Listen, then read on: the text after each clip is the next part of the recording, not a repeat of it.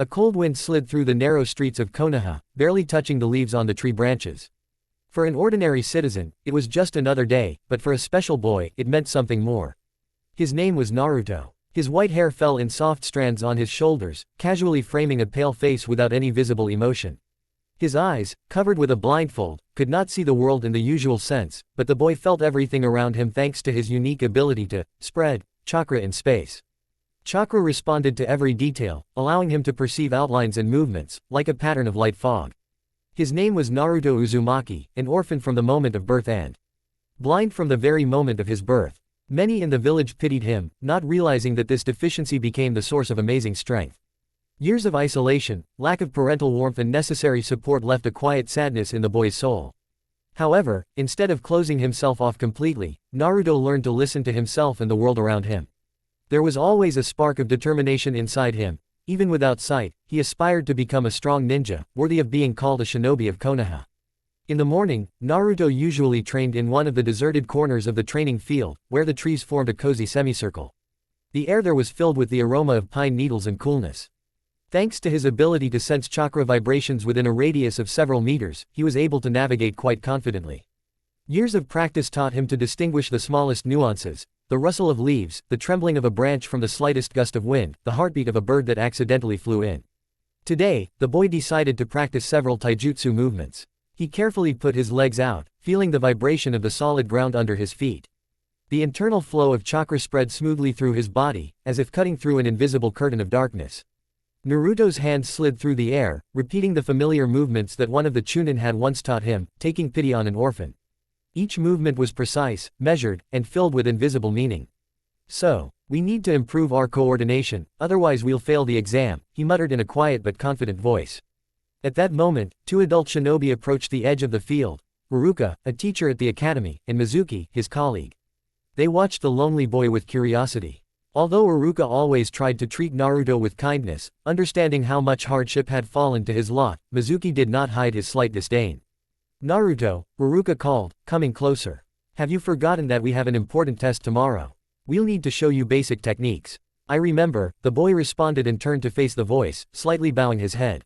"Are you okay?" Urka, smiling, reached out to put his hand on Naruto's shoulder, but came to his senses in time. Naruto didn't like unnecessary touches, especially when he wasn't ready for them. "Yes, everything is fine," the boy nodded. Mizuki looked at him with an appraising glance. "Hey, are you sure you're ready? What can a blind man show in a shinobi exam?" Naruto didn't answer, just clenched his fists. Such remarks had haunted him his entire life. But instead of anger or tears, he had developed the habit of remaining calm. Deep inside, the answer was glimmering: "I will prove that I can see much deeper than you."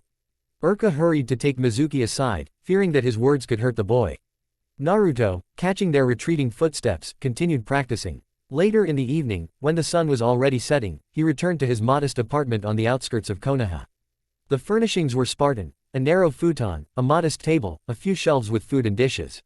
On the wall hung an Anbu mask. Naruto had once found it in an abandoned warehouse and left it as a symbol of future goals.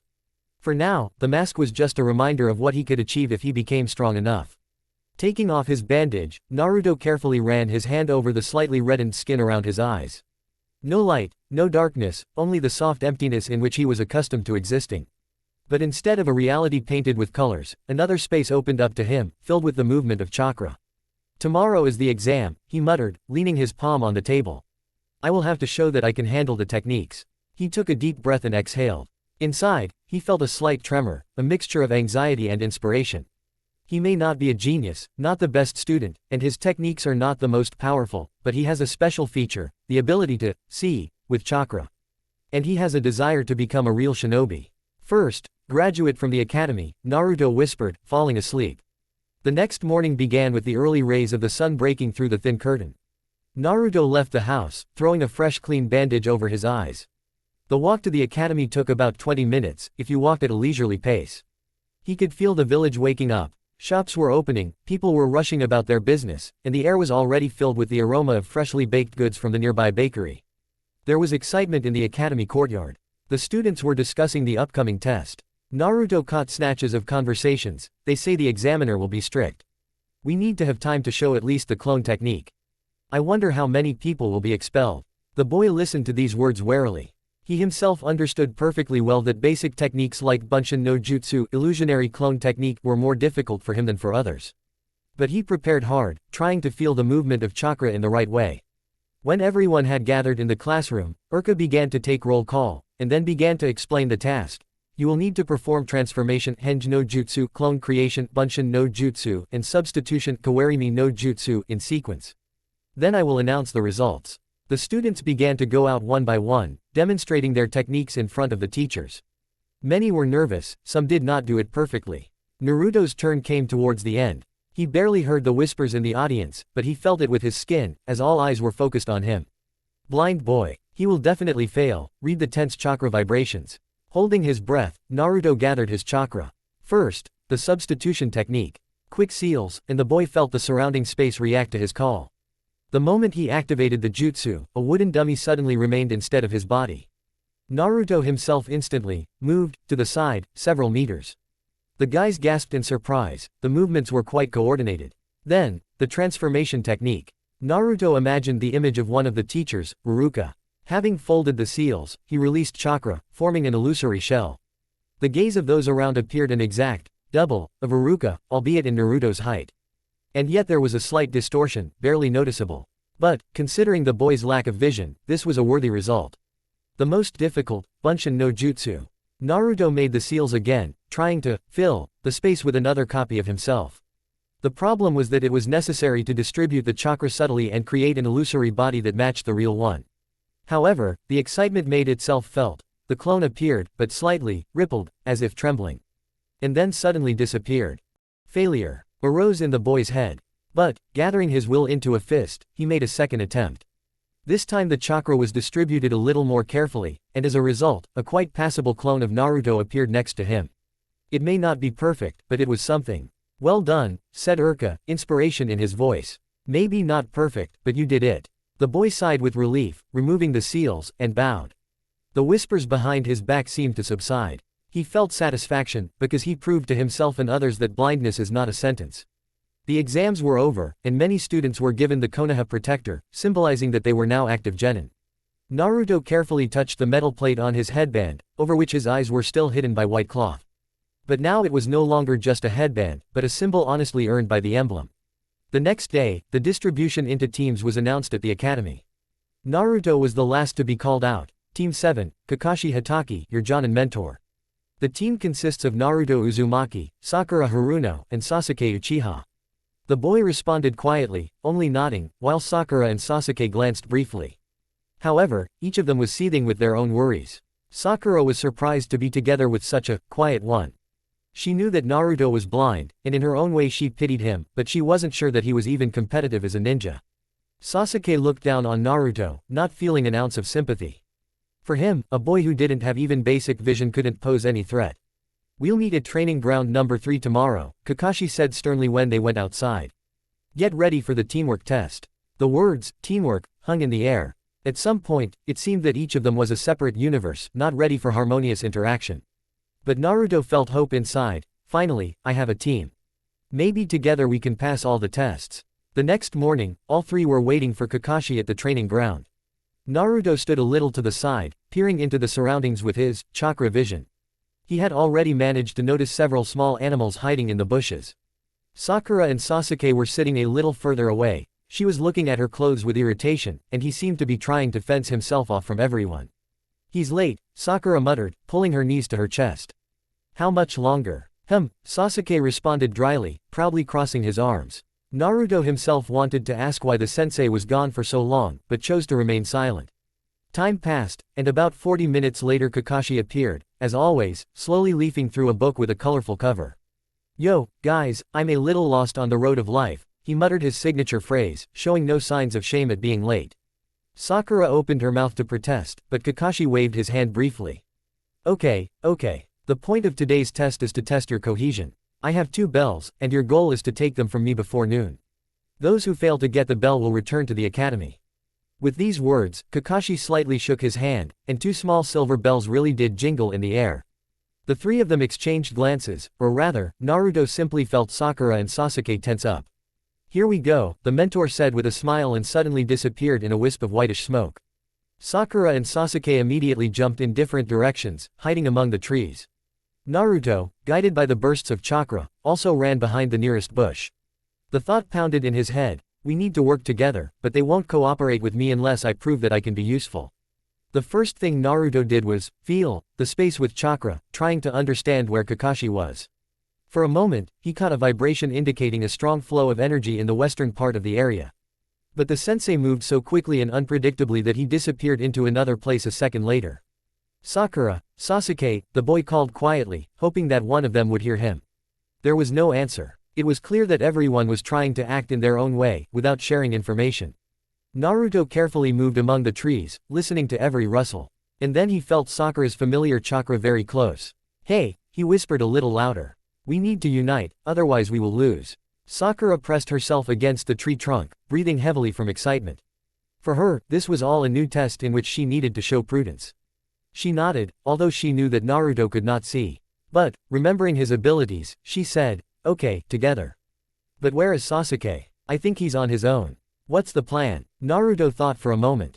After all, he didn't have many combat skills, mostly basic techniques and taijutsu at the initial level. But he guessed that Kakashi was testing them precisely for their ability to think and act in a coordinated manner.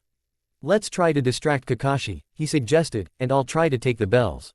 My vision might help if he's nearby. Sakura agreed, although she wasn't sure of success. They began to move forward, choosing the moment to attack. But Kakashi was too experienced a shinobi, and suddenly appeared right behind them, saying in his mocking tone, it's too early for you to fight me openly. A kunai flashed. Sakura jumped back, screaming in fear, and Naruto, catching a dangerous fluctuation of chakra, instinctively jumped back. However, Kakashi had already disappeared, leaving behind only a handful of fallen leaves. Damn, Naruto cursed, gritting his teeth. We need to find Sasuke and unite the three of us. Sakura nodded, internally agreeing, they couldn't handle it alone. They carefully, trying not to make noise, moved further towards the edge of the forest, where a slightly denser energy could be felt. Perhaps Sasuke was there. And indeed, Sasuke had tried to attack Kakashi shortly before, throwing shurikens. But the sensei deftly dodged, without even putting away his books. Such a mocking attitude irritated the Uchiha. He concentrated chakra in his hands, trying to use his clan's fire technique when he heard footsteps behind him. He turned around to see Naruto and Sakura. What do you want? He hissed, not hiding his cold irritation. Cooperate, Naruto said firmly. We'll lose if we act separately. Sasuke raised an eyebrow, clearly doubting the wisdom of working together. However, the thought of defeat was even less pleasant, so he reluctantly nodded. Then stay out of the way, he added more quietly. The three tried to come up with a basic plan. And although they did not discuss the details, everyone understood that Kakashi needed to be at least distracted, and ideally, trapped. It was decided that Sasuke, who had better fighting skills, would engage in combat while Sakura attempted to distract him with illusion clones as much as possible, and Naruto would listen to the fluctuations in his chakra to determine his exact location and accurately pick out the bells when his vigilance was down. They had to wait for several minutes, hiding in the bushes, before Kakashi showed himself again. But when he seemed to be distracted by Sasuke's attack, Naruto had his chance. The trick was to pass the sensation of his mentor's chakra through himself, detect which hand the bells were in, and, taking advantage of the moment, snatch them away. Sakura dashed across the clearing, screaming and waving her arms, and at the same moment released several of her ghostly clones. Of course, they were weak and quickly dissipated, but they distracted Kakashi for a split second. Sasuke attacked with Shuiken, forcing the sensei to switch to sharper dodges. It was at that moment that Naruto rushed forward, channeling chakra into his legs to accelerate. Having run almost closely, the boy made a dash with his right hand, feeling for the trembling of silver bells. But Kakashi reacted with lightning speed, a barely noticeable movement, and instead of Naruto's hand there was only air. Sensei intercepted the boy's wrist and gently, but forcefully threw it to the side. Nice try, he said with a slight grin. But not yet coordinated enough. Naruto landed on his feet, barely keeping his balance. His heart was pounding in his chest, and one thought was racing through his head. Are we really not going to be able to get these damn bells? As Sakura and Sasuke continued to attack, Naruto stood up and pulled out a summoning scroll from his bag, the same one he had obtained a few months ago. Summoning snakes was an unexpected power for him. A mysterious snake-like ghost spiritual mentor had taught the boy, deciding that his fusion with nature chakra was perfect for the snake's path.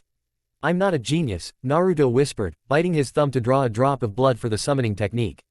But I'm learning hard. After making a few hand seals, he touched his palm to the ground. A surge of chakra, and suddenly a small snake with shining black scales appeared next to him. It was the size of a man's hand, but quite fast. Kakashi glanced at the creature briefly, clearly not expecting Naruto to call him. Attack, the boy asked the snake briefly. Hissing, the snake took off, rushing towards the sensei. Of course, such a technique could not be decisive against Kakashi, but it created an additional line of attack. While the snake distracted the mentor with short throws, Naruto rushed forward again, counting on having a couple of extra seconds to intercept the bells. Sasuke, noticing the boy's determination, attacked with Kaden, releasing a small fireball. Kakashi was forced to dodge. Sakura adjusted herself, threw several kunai, and at the same time Naruto, using all his concentration, rushed towards the sensei's hand. This time he almost touched the bells, but Kakashi managed to retreat again, forcing the boy's hand to squeeze only emptiness. Enough, Kakashi suddenly commanded, jumping back. The bells rang softly in his palm. Time's up. The trio stopped. They had almost no strength left to continue the fight. They didn't get the bells out, but for the first time they tried to coordinate their actions, albeit chaotically. Sasuke's breathing was ragged, Sakura sank heavily to her knees, wiping sweat from her forehead, and Naruto stood with his head down. So, Kakashi said in a stern tone, you failed to complete the task. But I still see that you tried to act together. There was a slight note of approval in his voice. In a real mission against a serious opponent, that's important. I accept you all. You are Team 7. The three of them looked at each other, catching their breath. Naruto felt a strange feeling of warmth inside. We are now officially a team. Me, Sakura, and Sasuke, under the leadership of Kakashi-sensei. Thus, their first test ended, leaving many questions and plans for the future. Naruto mentally thanked fate for the chance to prove that even blindness would not be an obstacle on the path to a dream.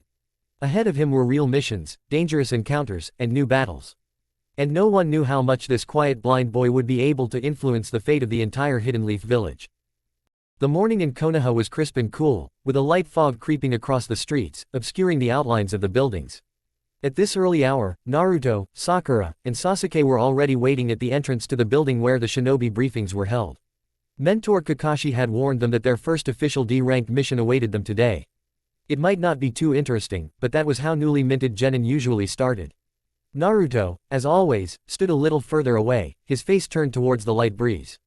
He mentally scanned the space with his chakra, noting the presence of random passers-by and smelling the morning baking smell that came from a nearby shop. Yesterday's test still made itself felt in his fatigue, but the pleasant feeling of belonging to the team warmed his soul. Listen, blind man, Sasuke's cold voice suddenly rang out. I hope I don't have to drag you on missions by the scruff of the neck. Naruto only sighed quietly. He knew that the Uchiha didn't see any strength or use in him yet. I'll try to keep up, he replied, trying to remain calm. Sakura stepped between them, sighing. Guys, calm down. We'll have to work together anyway. Kakashi soon appeared, always relaxed, with a book in his hands. Good morning, he said in a short greeting, and gestured for them to enter. Behind the massive wooden door was a small room where the Hokage and a couple of assistants were sorting through the mission archives. The third Hokage, Sarutobi, smiled when he saw Team 7. Kakashi, he addressed the Jonin, there are a few easy missions for your guys. Take your pick. D-level missions were traditionally small errands like helping farmers, cleaning up yards, or finding a missing cat. According to the list, Kakashi had chosen one of the most boring tasks, painting an old lady's fence at the other end of the village. Let's start with something simple, the sensei explained, noticing the disappointment on the genin's faces, especially Sasuke's. Before we take on more serious tasks, we need to learn to work in a group. When they got to the right place, they were met by an old woman who immediately began to indicate how exactly the fence should be painted, from top to bottom, in even strokes so there are no drips.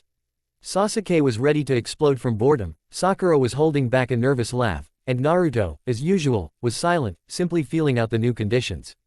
The blind boy can only carry cans of paint, the old woman noted, not even suspecting how much her words could hurt him.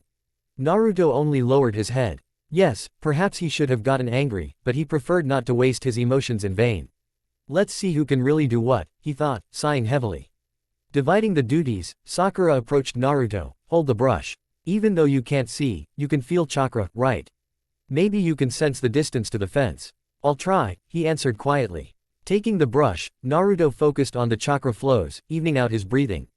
He tried to notice the fence as an object in space. The fine texture of the wood gave off a faint reflection. He carefully brought the brush up and drew an even line of paint. With each movement his confidence grew, and the strokes were laid down quite neatly. Sasuke looked with envy at how Naruto, unable to see with his own eyes, still managed to paint the boards evenly. Of course, he wasn't going to admit it, but inside he felt a slight surprise. Perhaps this blind man isn't so useless. By evening the fence was completely painted. Sakura and Naruto washed their brushes in a bucket, exchanging short phrases, and Sasuke helped stack the remaining cans of paint. The old woman walked along the fence and pretended to be displeased, but there were also notes of gratitude in her voice. "It'll do," she muttered. "At least there are no streaks." Kakashi appeared from behind the bushes. It looked like he had been sitting somewhere reading his book all day, examined the result and nodded with satisfaction. "Well done. As a first mission, not so bad." Returning to the village, Team 7 reported on the completion of the task. Of course, Naruto understood that everyone expected him to fail, but the joy of the first success, albeit in such an everyday matter, warmed him from the inside. In the following days, a whole string of similarly simple missions awaited them. Catch a mischievous cat, repair a small bridge in the suburbs, help a peasant carry sacks of flour. Each time they were faced with the fact that Naruto needed a little more time and effort to do the job on par with the others. Sasuke was infuriated by this, and Sakura balanced between sympathy and irritation. However, Naruto stubbornly continued to try, and sometimes his ability to see with chakra in places where ordinary eyes could fail in the dark or in the rain even came in handy. The team gradually got used to each other. After a few weeks, the day came when Kakashi finally suggested raising the mission level. Sakura and Sasuke were already on the verge of a breakdown. They were too bored with everyday tasks. "Hokage-sama," Kakashi addressed the old man with the pipe, "I think my students are ready to try themselves in AC level mission." The third Hokage thought for a moment. "Well, I have a suitable task. We need to escort a bridge builder back to his country. There may be bandits along the way, but nothing too difficult for a genin and jonin." Kakashi nodded, and then turned to his team. "Did you hear? Get ready for your first away mission. We leave tomorrow morning." Sakura and Sasuke exchanged glances. Finally, a real job. Naruto just smiled quietly, happy that they would have a chance to prove themselves in a real situation. When they met at the appointed time at the eastern gate of Konoha, an elderly man with a round belly and a gloomy expression was waiting for them. His name was Tazuna. He was pulling a cart with tools with which he was going to finish building the bridge in the land of waves. "Is that all you have?" he said in surprise, looking around at Team 7. "Don't worry," Kakashi assured them, adjusting the bandage covering his left eye. "I'm a jonin, and they're promising genin. We'll manage." Tazuna snorted, looking at Naruto. "Is he really blind?" "Better than it seems," the boy answered shortly, trying not to take the comments to heart. The squad set off. Naruto walked slightly behind, periodically, scanning the area with his method. He felt the chakra currents of trees, insects and small animals. All this layered into a map of the invisible world, inaccessible to the naked eye. The first day of the journey passed relatively calmly. In the evening, they stopped for a rest at a small river, where Kakashi suggested setting up camp. While Sakura collected brushwood, Sasuke impaled fish on skewers, and Naruto pulled a rope to dry clothes, Kakashi walked around the area in search of signs of enemy activity. "I doubt anyone will attack us," Sakura muttered, stacking firewood. "This is only level C, don't relax," Naruto answered. "Sometimes reality is more complicated than it seems." Sasuke only glanced briefly in their direction, not continuing the conversation. After dinner, Kakashi assigned shifts. At night, one of them should keep watch, so as not to be caught by surprise. Naruto offered to take the first shift. He could see the surrounding moving objects in the dark anyway, albeit with limited accuracy. Sasuke only shrugged, and Sakura yawned and climbed into the tent. The night passed quietly, and as soon as dawn broke, they set off again. Soon, they entered boggy swamps and damp forests. Fog covered everything around, deceptively distorting the outlines. Naruto clearly felt that he could see less than usual. The humid air seemed to dampen his chakra, and he had to spend more energy to scan the area. A couple of times, he thought he caught strange chakra fluctuations nearby, but when he stopped and concentrated, they disappeared. Noticing his tension, Sakura asked, "Are you okay?" "I'm not sure," he admitted quietly. "There's something in this fog." Kakashi, hearing this, reacted instantly, becoming more cautious. The team, noticing the state of their mentor, also tensed up. And for good reason. As they approached the bank of the fast-flowing river, two ninja in black forehead protectors with symbols that did not belong to Konoha emerged from the darkness. Tazuna almost dropped his tool bag as he saw the enemies rush forward with distorted smiles. "Cover Tazuna," Kakashi commanded. Sasuke and Sakura stood on either side of the man, drawing their weapons. Naruto, clutching the kunai, felt his heart begin to pound. This is not training, flashed through his mind, this is for real now. The two enemy shinobi attacked swiftly. Kakashi put out his hand, blocking the first blow, and almost immediately disappeared in a dash, forcing the opponents to change tactics. Sasuke threw shuriken to drive them away from Tazuna, and one of the attackers took the weapon away.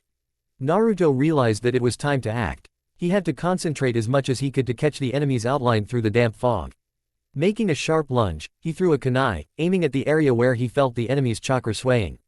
However, the enemy was faster and dodged, hitting the boy with the hilt of his weapon. Naruto staggered, feeling a sharp pain. "And you are completely useless," the ninja mockingly said, raising his hand for another blow. But Naruto was not used to giving up so easily. Even while preparing for the exams, he realized that the summoning technique could give him a chance in battle. Again repeating the familiar seals, he summoned a snake, which attacked the enemy's hand, forcing him to pull it away with a cry of pain. "Sakura, Sasuke, take Tazuna away." Naruto managed to shout, realizing that they needed to protect the client. Sasuke nodded and led the man away from the line of attack, Sakura trying to cover them from the flank. At that moment, Kakashi, having dealt with the second opponent, appeared behind the wounded shinobi and knocked him out with a quick move. The first one managed to dodge and tried to run, but Sasuke threw a kunai, pinning the opponent to the tree trunk. He screamed, trying to free himself, and was finally neutralized by Kakashi. "What the hell are ninjas doing here if the mission is only sea level?" Kakashi hissed, looking sternly at Tazuna. "Explain yourself." Tazuna, clearly embarrassed, looked away. "Well, you see, perhaps my task is a little more complicated than I described." "How complicated?" The sensei clarified. "I could be pursued by people who don't benefit from the bridge in the land of waves being completed. But I didn't have enough money to hire a team for a higher mission rank." Kakashi sighed heavily and looked at his students. "It's up to us to decide whether to continue the mission. According to the regulations, we can abort the mission if it turns out to be more dangerous than stated." Sakura and Sasuke looked around. Naruto, suppressing the pain, only thought, "If we leave now, Tazuna will surely die. But if we go further, we may encounter serious opponents. We can't abandon him," Naruto said quietly but confidently. Sasuke thought for a moment, then nodded. "Running away now is cowardice." Sakura clenched her fists tensely. "Okay, we'll help him." Kakashi frowned, but inside he felt respect for the determination of his students. "Well, we'll continue the mission," he decided. "But from now on, Tazuna, do not hide anything from us." He bowed humbly, thanking the entire team. Soon they continued on their way to the land of waves. Naruto felt very tired, the fight with the enemy ninja was not easy, and the wound on his shoulder stung with every movement. However, he tried not to show it, afraid of causing Sasuke's disdain or Sakura's pity.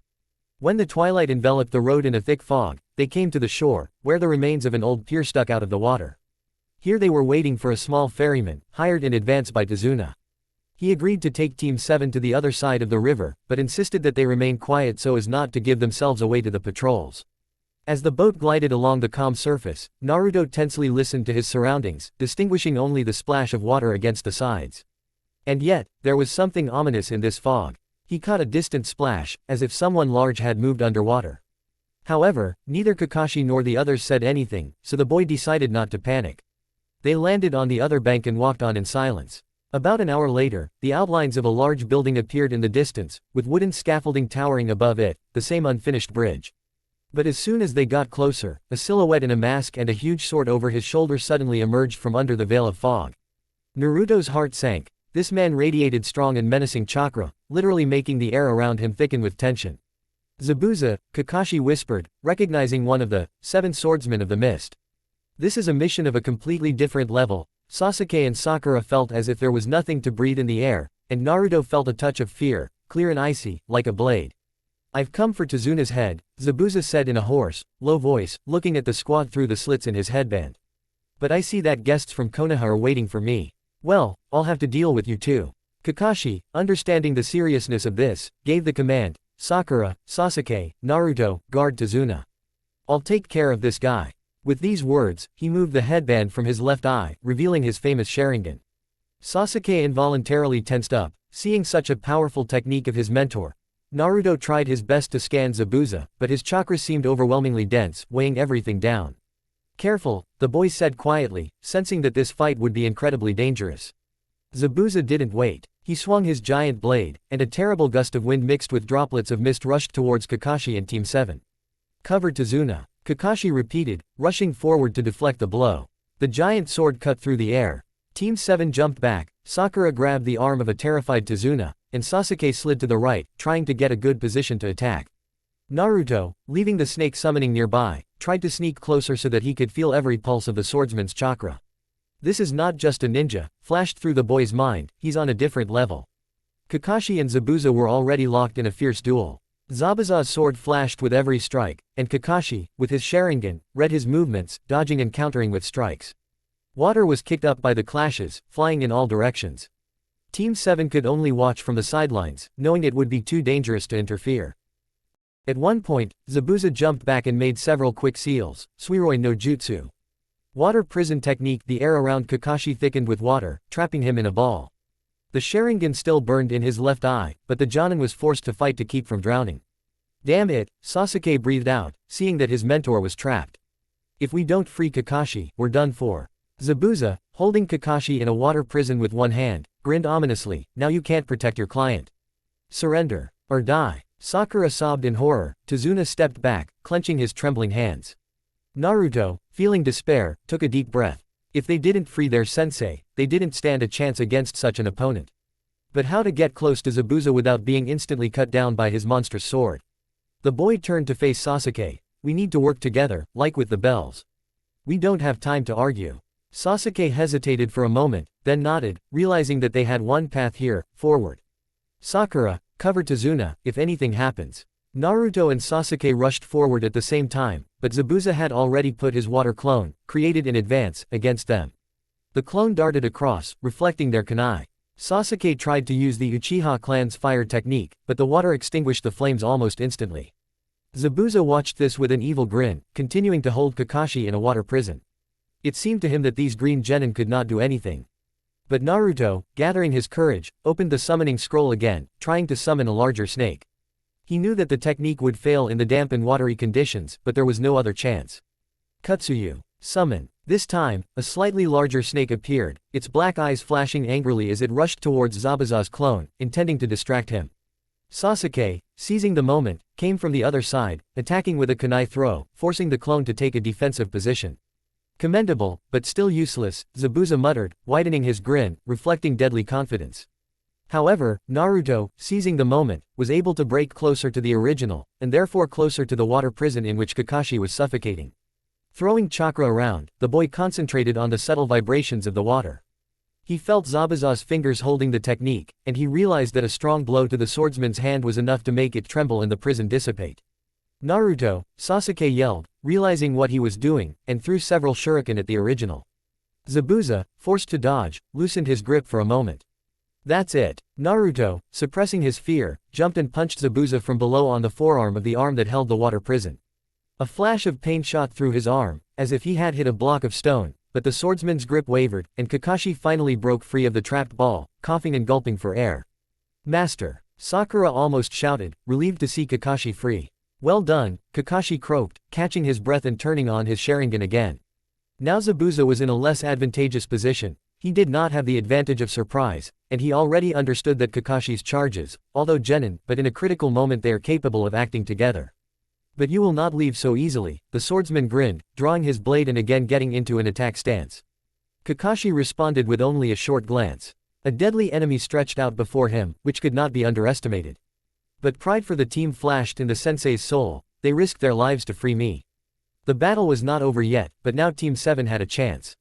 Ahead of them awaited a tough fight and a test of character, which would decide how strong this team would be and whether they had enough strength to save Tazuna, complete the mission and survive. Thick fog, swirling over the surface of the water, continued to hide the shore of the land of waves. Only the muffled breathing of the shinobi and the barely audible splashes of water gave away the presence of people.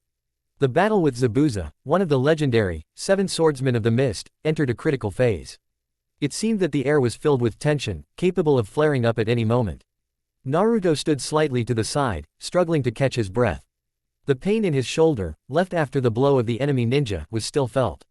His snake summoning, wildly hissing, slid nearby, ready to attack again at the first command. Sakura and Sasuke surrounded Tazuna, covering him from different sides, and the center of attention remained 2 experienced warriors, Kakashi and Zabuza. Both stood, as if constantly studying each other, and softly moved along the clay soil of the coast. Zabuza. You were able to rescue your Jonin from a trap. Commendable. But I will not play the good ninja game with you. My sword is too thirsty for blood to stop. Kakashi. Don't forget, Zabuza. You are not fighting Green Genin one-on-one, but me, copy ninja Kakashi. Try not to regret this later. Zabuza smirked through the slit in his mask and stepped forward, raising his giant blade.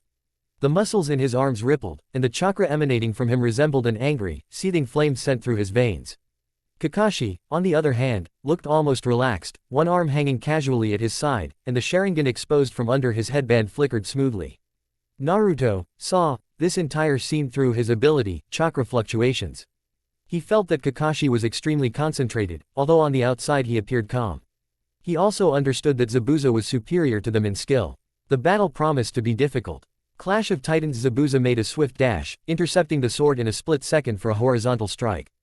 Kakashi, using the Sharingan, calculated the angle of attack and the block turned out to be almost perfect. He crossed the kunai and the other blade in his right hand, making a screeching sound of metal that sent goosebumps down Sakura's skin. The blow was so strong that the ground under Kakashi's feet broke, and he himself was carried several steps away. But he did not fall, softening the impact with a soft slide. Attack! Kakashi suddenly shouted, giving a signal to his students. Sasuke was the first to react. He jumped out of cover with a kunai in his hands and threw several shuriken diagonally, trying to cut off Zabuza's space. The fog immediately began to swirl violently from his movement. Zabuza, noticing the flying shurikens, deflected them with his sword in one deft movement, and metal fragments flew in all directions. However, at the same moment, Sakura, coordinating with Sasuke, threw a second wave of shurikens from above, forcing the enemy to duck. Who are you to come here with your pathetic toys? Zabuza hissed, intercepting the sword. He did not yet know that this was not just a shuriken attack, but a distraction, giving Naruto a few extra seconds to get closer to the summoning distance. The boy had already bitten his finger, preparing the technique. A drop of blood fell on the scroll, and, crossing his fingers in familiar seals, Naruto activated the jutsu, Kuchio's no jutsu. A new snake appeared from the clouds of thick smoke, this time slightly larger than the previous one, almost as tall as a man. Black scales shimmered in the dim light, and yellow vertical pupils sparkled with an angry fire. Hissing briefly, the snake opened its mouth and darted forward, aiming for Zabuza's legs. This is more interesting, the swordsman muttered, jumping back from the attack of the summoned creature. But not enough to stop me. He jumped up, dodging the snake's throw, and raised his huge sword, intending to cut the summoned beast in two. However, the snake was writhing on the ground, its senses allowing it to anticipate the blow, and it slid to the side, breaking into the wet ground and leaving a deep furrow behind it. At the same time, Kakashi rushed from the other side, trying to pin Zabuza between himself and the snake. Naruto, keep your distance. The sensei shouted, blocking another ferocious swing of the blade. The boy nodded, although he knew that Kakashi did not see him. He felt the critical tension of the fight. Any wrong move, and Zabuza could gain a decisive advantage. At such moments, fear and adrenaline intertwined, but Naruto always knew how to remain cool, remembering the team.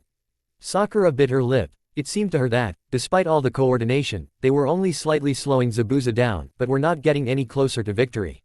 Sasuke frowned, clutching his kunai. We won't have enough strength if we keep going head-on. We need to be more cunning. He suddenly remembered a story one of the instructors at the academy had told him, that against such a strong enemy, it was sometimes better to act secretly, using traps and strategies. Sakura, Sasuke whispered, glancing back. Try to move to the left, I'll try to take the right side. And let Naruto hold the center, along with Kakashi. We'll surround Zabuza so that he can't swing his sword freely. Sakura glanced quickly at the boy. Unlike him, she didn't have very developed combat techniques, but she had a good sense of precision and coordination, and she knew the basic techniques of medical ninja from the senior kunoichi at the hospital. Okay, I'll take the risk, she decided. Sasuke darted to the right, Sakura to the left, and Naruto took a position closer to the center. Zabuza felt the space around him begin to shrink, and his eyes narrowed in displeasure. He had never had to deal with a group of newbies for so long before. Apparently the experienced Jonin had actually managed to teach them something. We'll have to pick up the pace, he said ominously, and in a few leaps he pushed Kakashi back to the water's edge, depriving him of solid ground under his feet.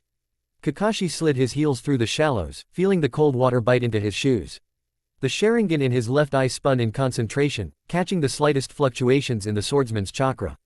Kakashi parried blow after blow with the precision worthy of the title of copy ninja. Splashes flew in all directions, and Zabuza, missing time after time, began to show signs of anger. You're just copying movements, where is your real strength, Kakashi? Zabuza yelled, attacking again in a jump. Kakashi blocked another blow, then locked eyes with his opponent for a split second. "I'll show you now," he said quietly. Naruto, quickly assessing the situation, realized, soon Kakashi will activate some technique. However, the boy felt that he himself had to contribute. Concentrating, he ran chakra along his legs, making a quick throw to get closer to the place of the fight. The summoning snake, left slightly behind, wriggled, ready to strike again at the first command. "Sakura, Sasuke," he called quietly, catching their chakra nearby. "Can you distract Zabuza temporarily if he gets away from Kakashi?" "I'll handle the distraction," Sasuke hissed, feeling the excitement of the fight.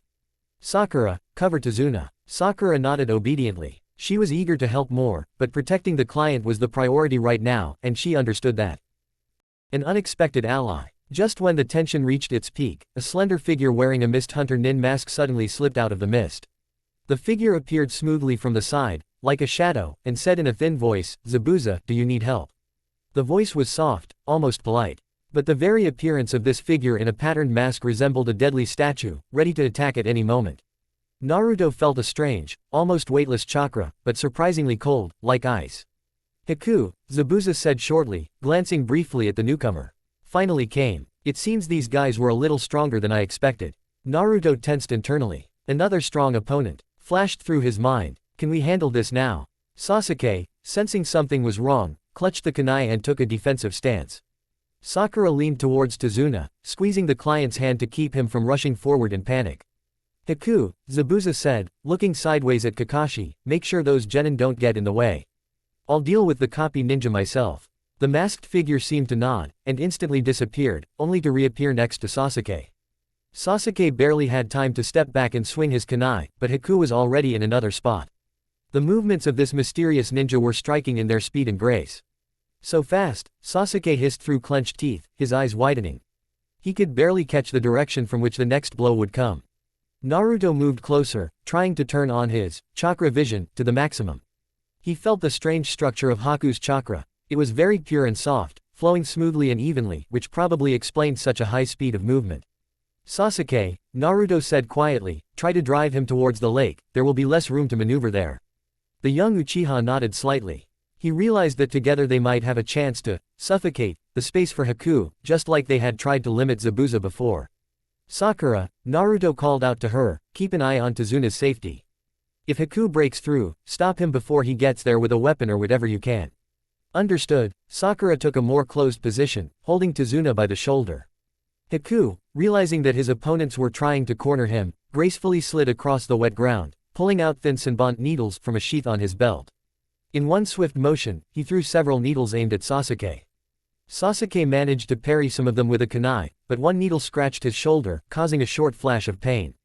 "Damn it!" Sasuke cursed, turning to strike back.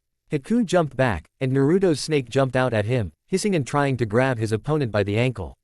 Haku gracefully jumped over it, but this gave Naruto time to close the distance. He tried to punch from below, counting on Haku's concentration on the snake. The blow only passed the edge of the enemy's clothes. He dodged all the attacks with incredible dexterity. "You're holding up well," Haku said softly, turning to Sasuke and Naruto. "But you won't win in speed." Before the boys could answer, Haku activated his chakra and suddenly created something similar to thin streams of water that began to thicken into ice mirrors in a circle. Naruto felt a painful tingling of chakra. It seemed to pierce the air and water, freezing the moisture into transparent plates. "My technique. Demonic mirrors of ice," Haku quietly declared. A whole ring of ice mirrors appeared before Sasuke and Naruto's eyes, and Haku immediately dissolved into one of the reflections. Sasuke involuntarily gasped when a masked face appeared in each mirror. It seemed that the enemy was everywhere at once. "Naruto, be on guard," he shouted. The boy listened to the streams of chakra, realizing that Haku was moving between the mirrors at some incredible speed. Suddenly, senbons came flying from behind, and Naruto miraculously managed to duck, while Sasuke covered himself with a kunai, knocking some of the needles away. "Too fast," Naruto said through clenched teeth, regaining his balance. "We can't predict which mirror he'll come out of." Sasuke squinted, looking for any sign that would help him distinguish the real Haku. But all the mirrors seemed the same mask was visible in all of them. Little by little, it became clear to them why Zabuza was so calm. He had this mysterious ally who could paralyze an opponent in an icy labyrinth. Fight with mirrors. Seeing that the situation had become complicated, Sakura, staying next to Tazuna, anxiously clutched her kunai in both hands. She felt helpless. What can I do to help them get out? She didn't want to leave the client alone, but she knew that without support the boys could die. Mistress Kunoichi, Tazuna whispered, noticing her despair. Leave me alone, I'll hide behind that log. If you survive, I'll survive too. Sakura thought for a moment, looking at the two boys who were rushing around inside the ice ring, and made a decision. Okay, Tazuna-san. Hide there and don't stick your head out. I'll try to help the boys. Tazuna dove behind the log, and Sakura, switching to combat mode, began to carefully approach the ice mirrors. Maybe if I hit them from the outside, they'll crack. An idea came to her. She rushed to the nearest mirror and hit it with a kunai with all her might. However, the solid ice surface only cracked slightly, and even that crack healed almost immediately thanks to the alien chakra. This isn't ordinary ice, she said, jumping back. We need a more powerful technique here. Inside the trap, Naruto and Sasuke were thrashing around under a hail of senbon. Both already had shallow wounds. Naruto could feel blood slowly trickling down his arm, and Sasuke had a gaping cut on his side, soaked in blood. But their stubbornness wouldn't let them give in. Sasuke, Naruto croaked, you haven't awakened your Sharingan, have you? Not yet, the Uchiha answered in an angry whisper, understanding what Naruto was getting at. I can't yet. They knew that Sasuke had the ability to awaken the Sharingan hidden in his bloodline, but it only manifested itself in critical moments, associated with strong emotions and a threat to life. So far, Sasuke has not fully revealed his clan potential. I'll try to intercept his chakra movement, Naruto suggested. If I can guess the moment from which he attacks, we can strike back.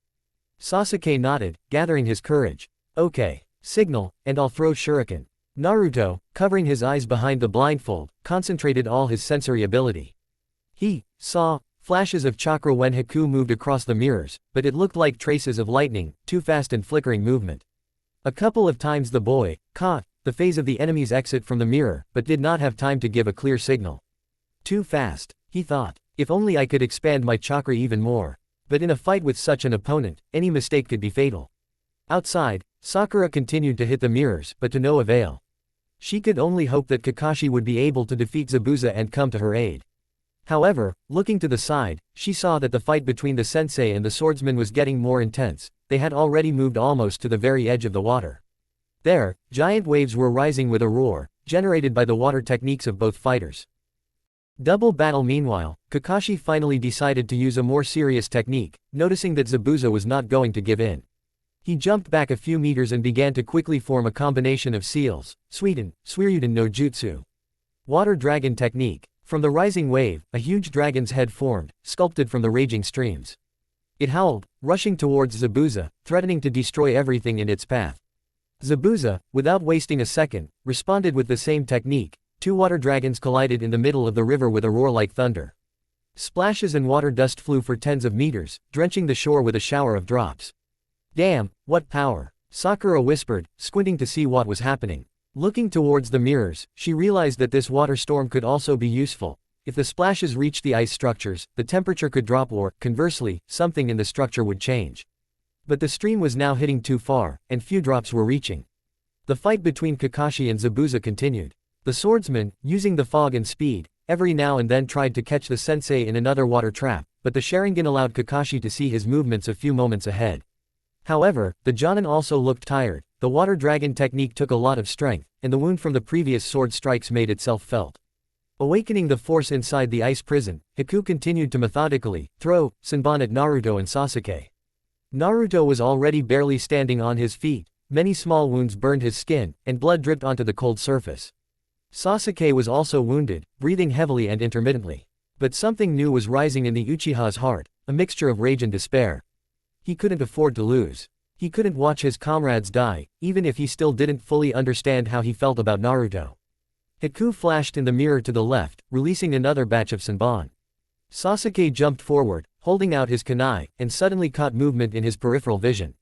A feeling of furious determination pierced his mind. I won't lose, Sasuke growled. At that moment, his eyes, which had long been experiencing internal pressure, seemed to flash, opening with some new radiance. A single volume Sharingan formed in each eye, not yet complete, but enough to catch Haku's jerky movements. The enemy froze for a moment in his mirrors, sensing a dangerous change. There it is, Naruto whispered, noticing the flash of Sasuke's chakra. Although he himself could not see with the Uchiha's eyes, he felt a sharp increase in his comrade's spiritual power. Sasuke straightened his shoulders, his eyes burning with determination. When Haku rushed to attack again, Sasuke managed to predict the trajectory of the needles and dodged to the side, flawlessly knocking down several Senbon in midair. This amazed Haku. How could he catch my speed? Naruto, now! Sasuke shouted, turning around briefly. Naruto realized that he was being given a signal to counterattack, and concentrated on the summoned snake. The snake raised its head, searching, from which mirror Haku would emerge. Sasuke, using his sharpened Sharingan, calculated the moments. When Haku appeared in one of the mirrors, intending to throw needles, Sasuke threw several shurikens at an angle, forcing his opponent to twitch. He dodged, but lost a split second, and this turned out to be decisive. Kuchiyos, attack! Naruto commanded, feeling the snake rush forward. Sliding along the floor, it sank its fangs into the base of the nearest mirror, and then sharply curved like a catapult, throwing itself to the next one. A sharp blow with its tail caused a crack in the icy surface. Haku jumped back, trying to maintain control over the mirrors, but under a hail of attacks it was becoming increasingly difficult. Sasuke, continuing to use the Sharingan, quickly approached one of the mirrors, delivering an aimed punch. The mirror began to crumble. No! Haku exclaimed, realizing that the loss of even one element of the structure would weaken the entire technique. For a moment, his control wavered, and the mirrors went dark. This was enough for Sakura, who was watching from the outside, to hit the outer side of the ice barrier again, now generously, watered, with splashes from the water battle of Kakashi and Zabuza. The ice became a little more brittle, and Sakura was able to break off a whole shard. Another blow, and the mirror cracked. Cracks began to spread throughout the entire structure. Haku rushed around in a panic, trying to restore the technique, but Sasuke attacked without stopping. The eyes in the tomo of the Sharingan now allowed him to see where to move. Naruto, having gathered the last of his strength, supported the snake, which crushed the lower edges of the mirrors with its tail and fangs. Ultimately, the ice prison crumbled into fragments that fell to the ground with a ringing sound, mixing with water and blood. Haku found himself standing in the middle of the ice shard, barely keeping his balance, breathing heavily. His mask was slightly cracked near the edge. How did you do that? He whispered, trying to catch his breath. Sasuke was silent, feeling his heart pounding somewhere in his throat. He finally realized that his Sharingan had awakened, although not at full strength. Naruto, staggering, took a step forward. Deep down, he felt sorry for Haku, because the chakra he sensed from his opponent did not seem angry, but rather sad. But they had no choice. This was a fight, and Tezuna's life and the entire team's were at stake. Surrender, Naruto said quietly, although his voice trembled from pain and fatigue. Haku looked down. I can't lose, he thought. Zabuza needs me, but looking at the boys, who were holding on with all their might, he felt a strange sympathy. They are protecting someone important to them, just like me. At this point, the battle paused, everyone froze in place, catching their breath and assessing their losses. The decisive moment on the other side, by the water, Kakashi and Zabuza were also approaching the climax of the battle. Both were wounded, their breathing was heavy, and their remaining chakra was in danger of running out. However, neither of them was going to retreat. The fate of the entire mission depended on whose blow would be the last. Zabuza, Kakashi breathed out, still watching the swordsman through his Sharingan. You can't win. I have a team that won't abandon me in trouble. And with you, I only have one ally, and that's... He glanced briefly at the fight between the genin and Haku. Apparently, the mirror technique had failed. Zabuza frowned, realizing that the boy, the tool he trusted, couldn't deal with the children. You don't know what Haku is to me, he snapped, raising his sword. But we're not done yet. Kakashi formed the tiger seal, gathering the last of his chakra. Now you're about to see my signature move, the one that earned me the nickname Copy Ninja. He suddenly moved his left hand to his eye and pulled out a kunai. What is he going to do? Zabuza barely had time to react as Kakashi lunged forward with blinding speed, making a series of complex gestures. HRRR. The swordsman tried to strike, but his blade only pierced the remains of the water clone. The real Kakashi appeared from the side, ahead of his opponent by a split second, and released a stream of chakra, cutting everything in its path. That's not all, Zabuza croaked, parrying the last attack with difficulty. He no longer had enough strength for a full-fledged counterattack. The strength was running out, and the fog around suddenly began to dissipate. Probably, nature itself felt that the battle was approaching its denouement. And at that very moment, when Kakashi was about to deliver the decisive blow, a familiar figure in a cracked mask darted from behind Zabuza, Haku. He rushed between the fighters, spreading his arms to cover Zabuza with himself. No, he said quietly, addressing Kakashi. Don't kill him. But the enemy had already raised his kunai, and it was almost impossible to stop the movement. Realizing that Haku was literally sacrificing himself, Kakashi tried to soften the blow, moving his body to the side. The blade slid along Haku's sleeve, leaving a deep cut, and abruptly stopped a few centimeters from the vital organ. Damn, Kakashi whispered, jumping back. Do you want to die for him? Haku lowered his head. Yes. If that's what Zabuza-sama needs. Zabuza looked at Haku with a mixture of anger and a strange feeling that he himself did not want to admit. Perhaps it was affection. After all, Haku was not just a tool, he was a child who saw Zabuza as a savior and a teacher. Taking advantage of the momentary confusion, Zabuza jumped back, intercepted the sword and angrily looked at Team 7.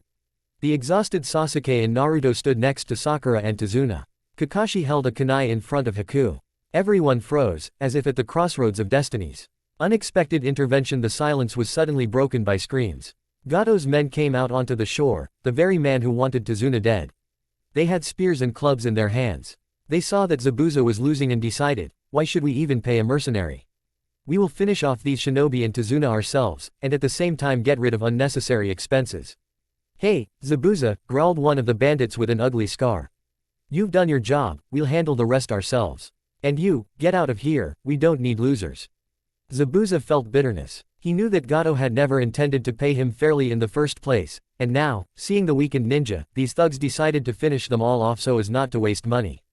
Anger flashed in the swordsman's eyes. You dare betray me? Stop, Haku said quietly, but the bandits only burst out laughing, waving their weapons. There were at least 10 of them, maybe more. Kakashi realized that such opponents would be easy to deal with, but Team 7 was seriously exhausted. Zabuza was seriously injured, and even Haku would hardly be able to fight normally. However, the bandits did not plan to engage in a fair fight, they simply wanted to crush the exhausted ninja with numbers. Disgusting creatures, Zabuza breathed out, squeezing the hilt of his blade. Did you hear that, Haku? They think we're defective. Haku was silent, realizing that now it could all end for both of them. But his gaze remained determined. After all, Zabuza was everything to him. We'll still complete the mission, Kakashi said, addressing his team. Our goal is to protect Tazuna until he finishes building the bridge. Sasuke, Naruto, and Sakura took up defensive positions around Tazuna.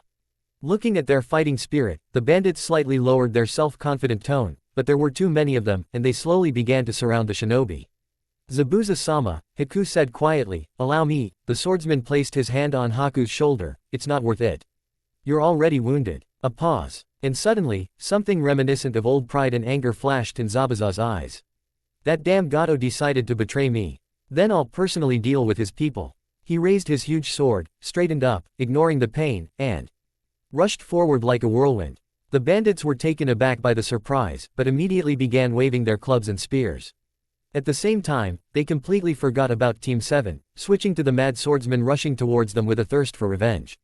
Sasuke, Naruto, Sakura called, pointing at the remaining bandits. We need to cover Zabuza and Haku while he distracts the main thugs. The boys, though exhausted, knew that this was their chance. If they could clear the battlefield, they could finally secure Tazuna. They charged at those who remained, on the flank, keeping an eye on Zabuza's fury. Even with his wounds and depleted chakra, he struck down the bandits with one vicious swing of his blade, as if he was taking revenge for all the humiliation he had endured. The end of the battle and a new page. When the dust and fog settled and the bandits' bodies lay strewn on the shore, victory had passed to Team 7. And, oddly enough, partly to Zabuza and Haku. Gato, cowardly hiding behind his men, fled, realizing that he could not cope with such opponents. But he did not run far. According to rumors, the locals themselves later overthrew his rule. Kakashi and his students knelt down tiredly. Tazuna, groaning, approached Kakashi, thanking him for his protection. However, without the participation of Zabuza and Haku, they might have had a much harder time. Zabuza, Kakashi said, looking at the swordsman, covered in cuts and clutching his side. It looks like we have a drawn-out draw. What are you going to do? Zabuza was breathing heavily, barely holding his sword. Haku stood next to him, supporting him by the arm, and looked at Kakashi through his broken mask. We're leaving, the swordsman finally said. There's nothing more for me in the land of waves. Kakashi nodded. He knew that organizing a decisive battle now was pointless and cruel, and he had almost no strength left. Naruto, Haku called quietly, turning to the white-haired boy, who was tiredly leaning against a piece of a log. You managed to touch my heart. I know you didn't want this fight. But such is the fate of the shinobi. Naruto answered barely audibly, I felt that you have no malice. You simply protected Zabuza the same way I protect my friends. Haku hung his head sadly. If they had met in another place and another time, they might have become allies. But now he could only accept the reality. Looking at his teacher, he knew it was time to leave. Zabuza, leaning on his huge blade, looked around at the tired Team 7. Maybe deep down he admired the resilience of these brats, but out loud he only said, "Don't get in my way in the future." He staggered away, and Haku, supporting him, followed him, disappearing into the milky white fog that had thickened over the shore again. Team 7 breathed a sigh of relief, realizing that the fight was over. "Did we win?" Sakura asked quietly, turning to Kakashi. "We survived," the sensei corrected her, touching his hand to the wound on his shoulder. "I guess that's already an achievement." Sasuke, finally releasing the accumulated tension, collapsed to the ground and closed his eyes. His Sharingan dimmed, returning to its normal state. He still didn't fully understand what had happened, but he knew that he had awakened part of his clan's power. Naruto, feeling his own bandage, only nodded tiredly. He, too, was at the limit. "We still have a mission left, to protect Tazuna until the bridge is finished," Kakashi reminded with feigned cheerfulness. "So now we need to bandage the wounds and regain our strength." Tazuna looked at his protectors with respect and gratitude. He hadn't expected things to turn out this way, but now he understood. These shinobi weren't just mercenaries, they were people willing to risk their lives for the sake of duty. Afterward to the chapter Team 7 finally found shelter in Tazuna's house. The passion of the battle had subsided, giving way to fatigue, medicine and restorative sleep. Sakura, having some healing skills, helped bandage cuts and apply compresses. Kakashi, healing wounds, could not stop thinking about the test his students had gone through. Sasuke awakened the Sharingan, Naruto showed amazing persistence, and Sakura showed that she was not helpless and could act when necessary. Naruto himself felt that this fight had changed him. He understood from his own experience how thin the line between life and death is for a ninja. The opponents who seemed evil had their own motives, the people he saved were ready to make sacrifices. He remained blind, but his vision of the world became deeper. The following days were spent recovering and helping Tazuna work on the bridge. Gradually, the locals, inspired by the courage of the shinobi, joined the construction, and rumors of Gato's escape inspired the people to fight for freedom to the end. Kakashi figured that in a couple more days, the bridge would be finished, the mission would be over. Looking at his students, he smiled under his mask. They have become stronger. And this is only the beginning of their journey. Several days had passed since the violent clash with Zabuza and Haku. During this time, Team 7 had managed to recover, heal their wounds and get plenty of rest. With each passing morning, the sun's rays began to illuminate the bridge, which was becoming more and more ready for use. Workers and locals were working hard, striving to complete the construction as soon as possible. The roar of hammers, the ringing of metal, the rhythmic knocking on the boards, all these sounds merged into a noisy symphony of awakening hope. It was this hope that now inspired the inhabitants of the Land of Waves. Naruto, Sasuke and Sakura, although new to full-fledged missions, still managed to prove that they were capable of acting together. Looking at his students, Kakashi was inwardly proud of their endurance. He himself had almost recovered from his wounds, although sometimes he had to carefully hold his side, where a deep cut remained after the fight with Zabuza. Sasuke occasionally put his hand to the bandage on his forearm, not so much from the pain as in thought about his new sensation. The Sharingan had literally awakened at a critical moment. Sakura, on the other hand, continued to care for the wounded in the village, using her basic knowledge of medicine. As for Naruto, his white hair was already neatly tied with a fresh cloth that hid his eyes. He still saw the world around him by sensing his chakra. The boy often went off to train alone, getting used to the new sensations after such difficult battles. The morning before a new mission, "Listen, Naruto," Sakura addressed him as he carefully rolled up the summoning scroll at the foot of a small hill. "Are you okay? You've become even more silent since that fight." Naruto turned at her voice, bowing his head slightly. "Yeah, I'm just thinking about Haku. He seemed so kind, even though he fought against us." Sakura nodded, lowering her gaze. She, too, remembered the look of the young ninja in the cracked mask. Sometimes enemies are not evil, but simply driven by desperate circumstances. Kakashi-sensei said that today we officially end the mission, she reminded, trying to diffuse the atmosphere. The bridge is almost ready, Tazuna is already choosing a name. "I hope there will be no more surprises," Naruto answered. The pair slowly moved towards the bridge under construction, where Sasuke, Kakashi and Tazuna himself were waiting for them. Seeing the approaching genin, Tazuna smiled at them. "Oh, it's great that you came. All that's left is the finishing touches, putting up some railings here and there and securing a couple of planks. After that," he straightened up, "the bridge will be ready for the grand opening." Sasuke shrugged incredulously, as if to say, what could be grand about an ordinary bridge? However, as soon as he glanced around, he realized that for the people of the Land of Waves, this bridge symbolized a new stage in the fight for freedom from Gato and other bandits.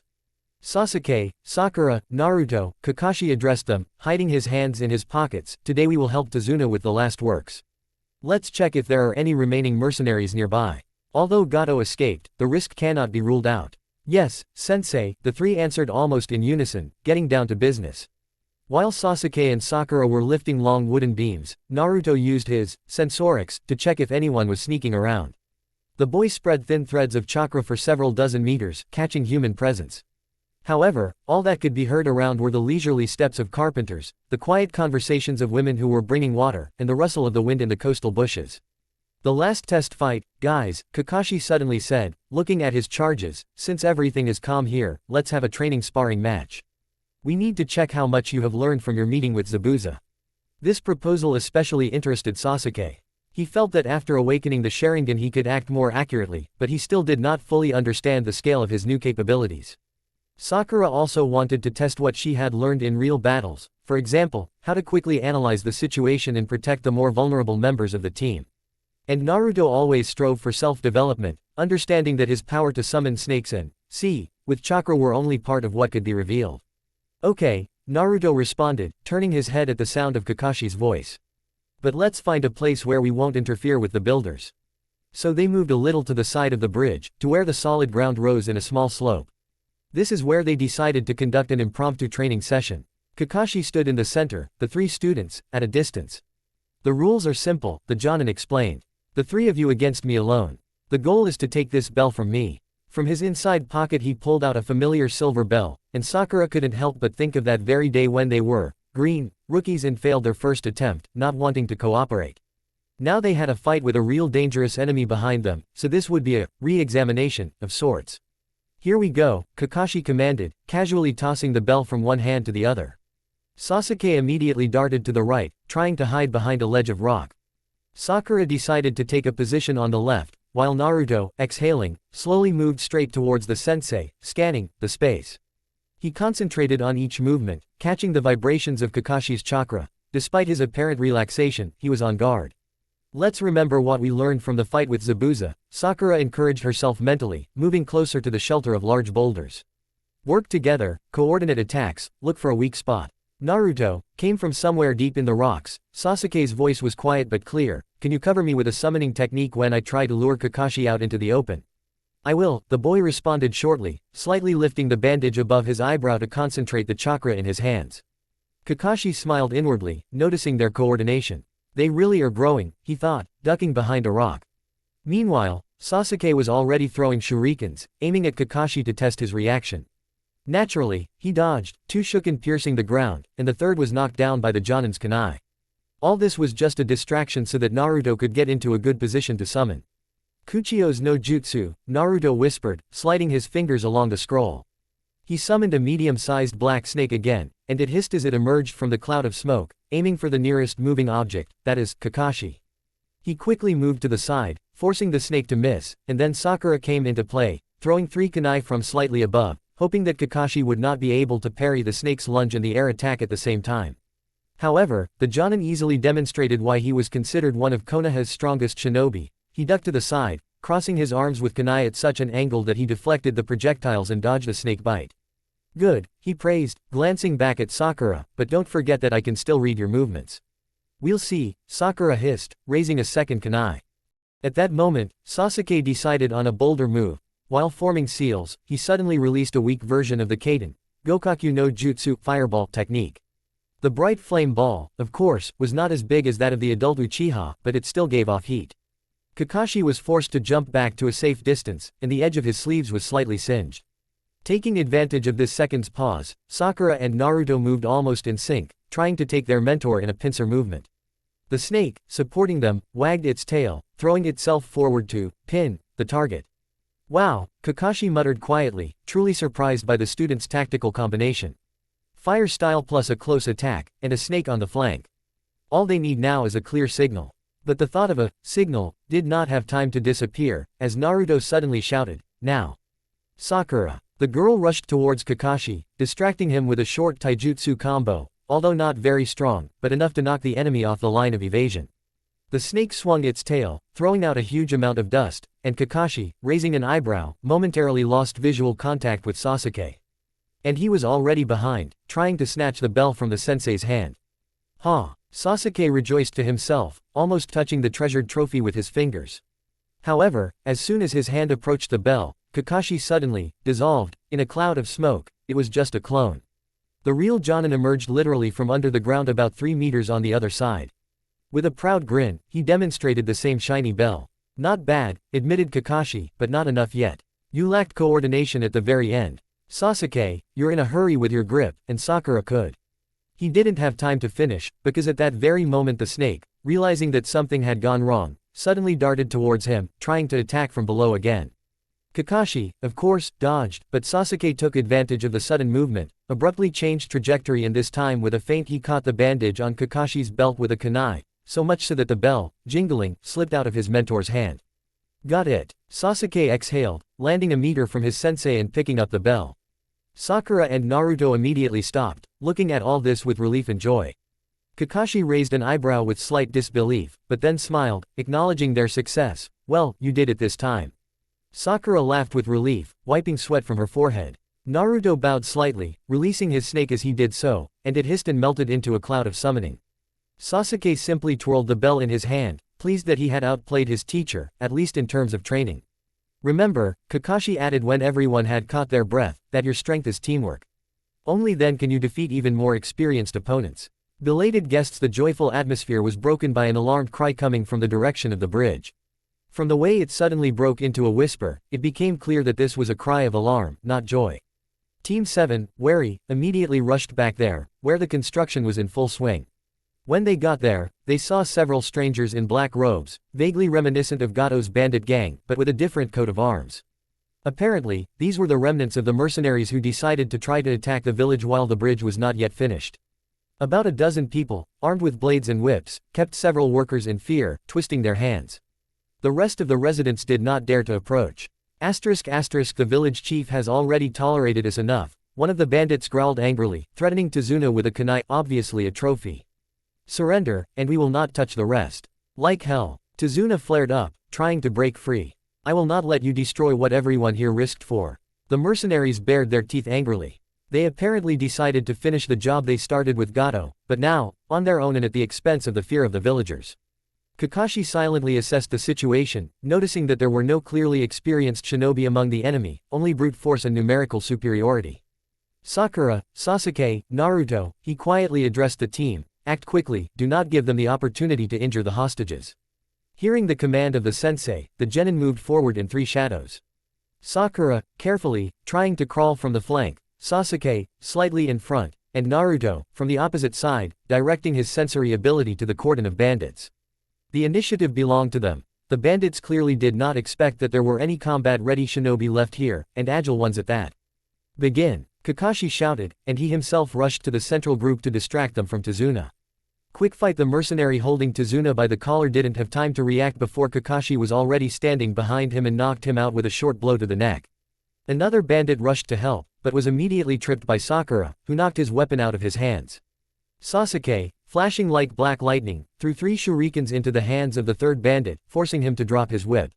Naruto, connecting chakra to his legs, quickly jumped up to the fourth, twisting and snatching the dagger from him. He didn't even understand how he ended up lying on the ground with a twisted elbow. Stop! The leader of the remaining ones screamed, hugging the cowering apprentice boy. One more step and he's finished. The situation escalated. It seemed that this leader was ready to do anything just to escape the trap. Sakura froze, afraid to provoke him into irreversible action. Sasuke frowned. Naruto, catching the child's trembling chakra, knew that he was terribly afraid. Kakashi raised his hand, as if telling the others, don't move. What do you want? Kakashi asked calmly, looking into the eyes of the bandit. Let us pass, or I'll cut his throat.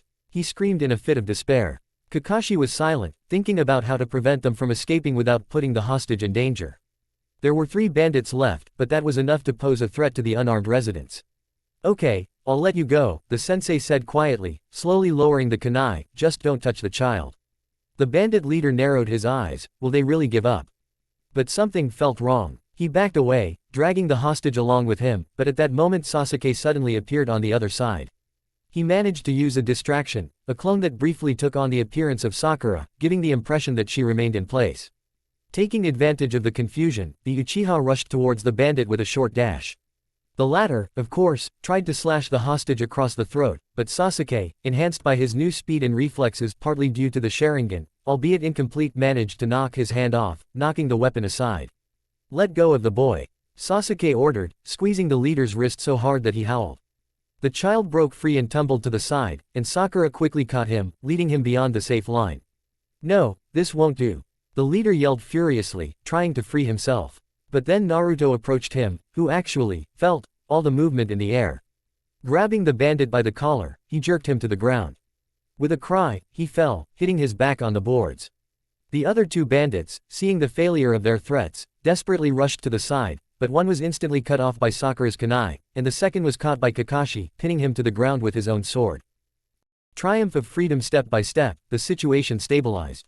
The freed workers loudly applauded, and some rushed to thank Team 7 and Tazuna personally. The old man himself, rubbing his bruised neck, looked pleased. "Thank you. Without you, they would have broken our spirit at the very last stage." Kakashi only smiled tiredly in response, showing that this was their job.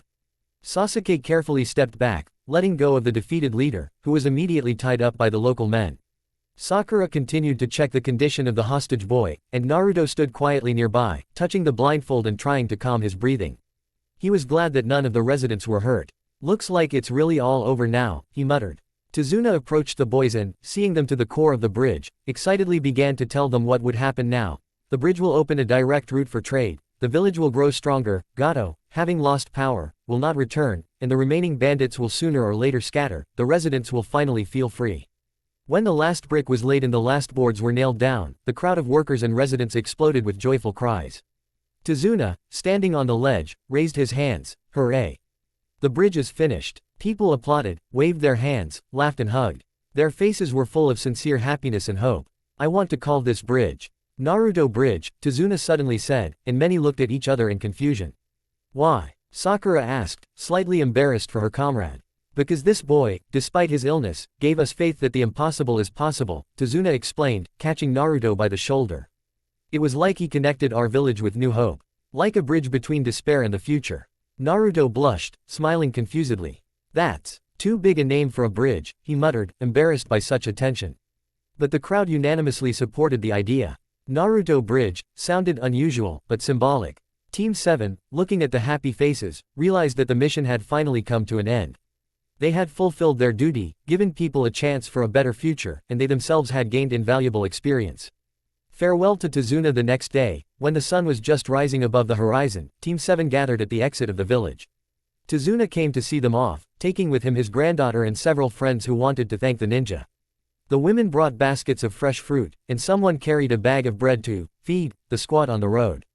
"It's such a pity that you're leaving," said Tazuna's granddaughter, Aya, modestly hiding her face under a kerchief. "I wanted to ask Sakura-san for some more advice on medicinal herbs." "Another time," smiled Sakura, touching Aya's hand. ***, maybe we'll come back when we become strong shinobi and can travel to different countries." Sasuke nodded, briefly thanking them for their hospitality. He didn't like long speeches, but he understood how important this part of completing a mission was for ordinary people. Naruto, sensing the sincerity of these people, also bowed, expressing gratitude for their concern and support. "Take care," Kakashi added, turning to Tazuna. "If anything happens, Konoha is always ready to enter into a more serious protection treaty." "Thank you," Tazuna said excitedly, bowing. "Without your help, we would not have built the Naruto Bridge and fought off the new bandits. I and the entire land of waves will never forget that." To the cheers of the villagers, Team 7 set off. As they crossed the bridge, freshly painted and with carved railings, named after Naruto, everyone felt a pleasant sense of accomplishment. The sun shimmered joyfully through the light haze, as if blessing their journey back to Konoha. The return journey they walked slowly, as they were still recovering from the recent battles. Kakashi walked ahead, holding a map, occasionally switching to his favorite book, but did not forget to look back, checking on the condition of the students.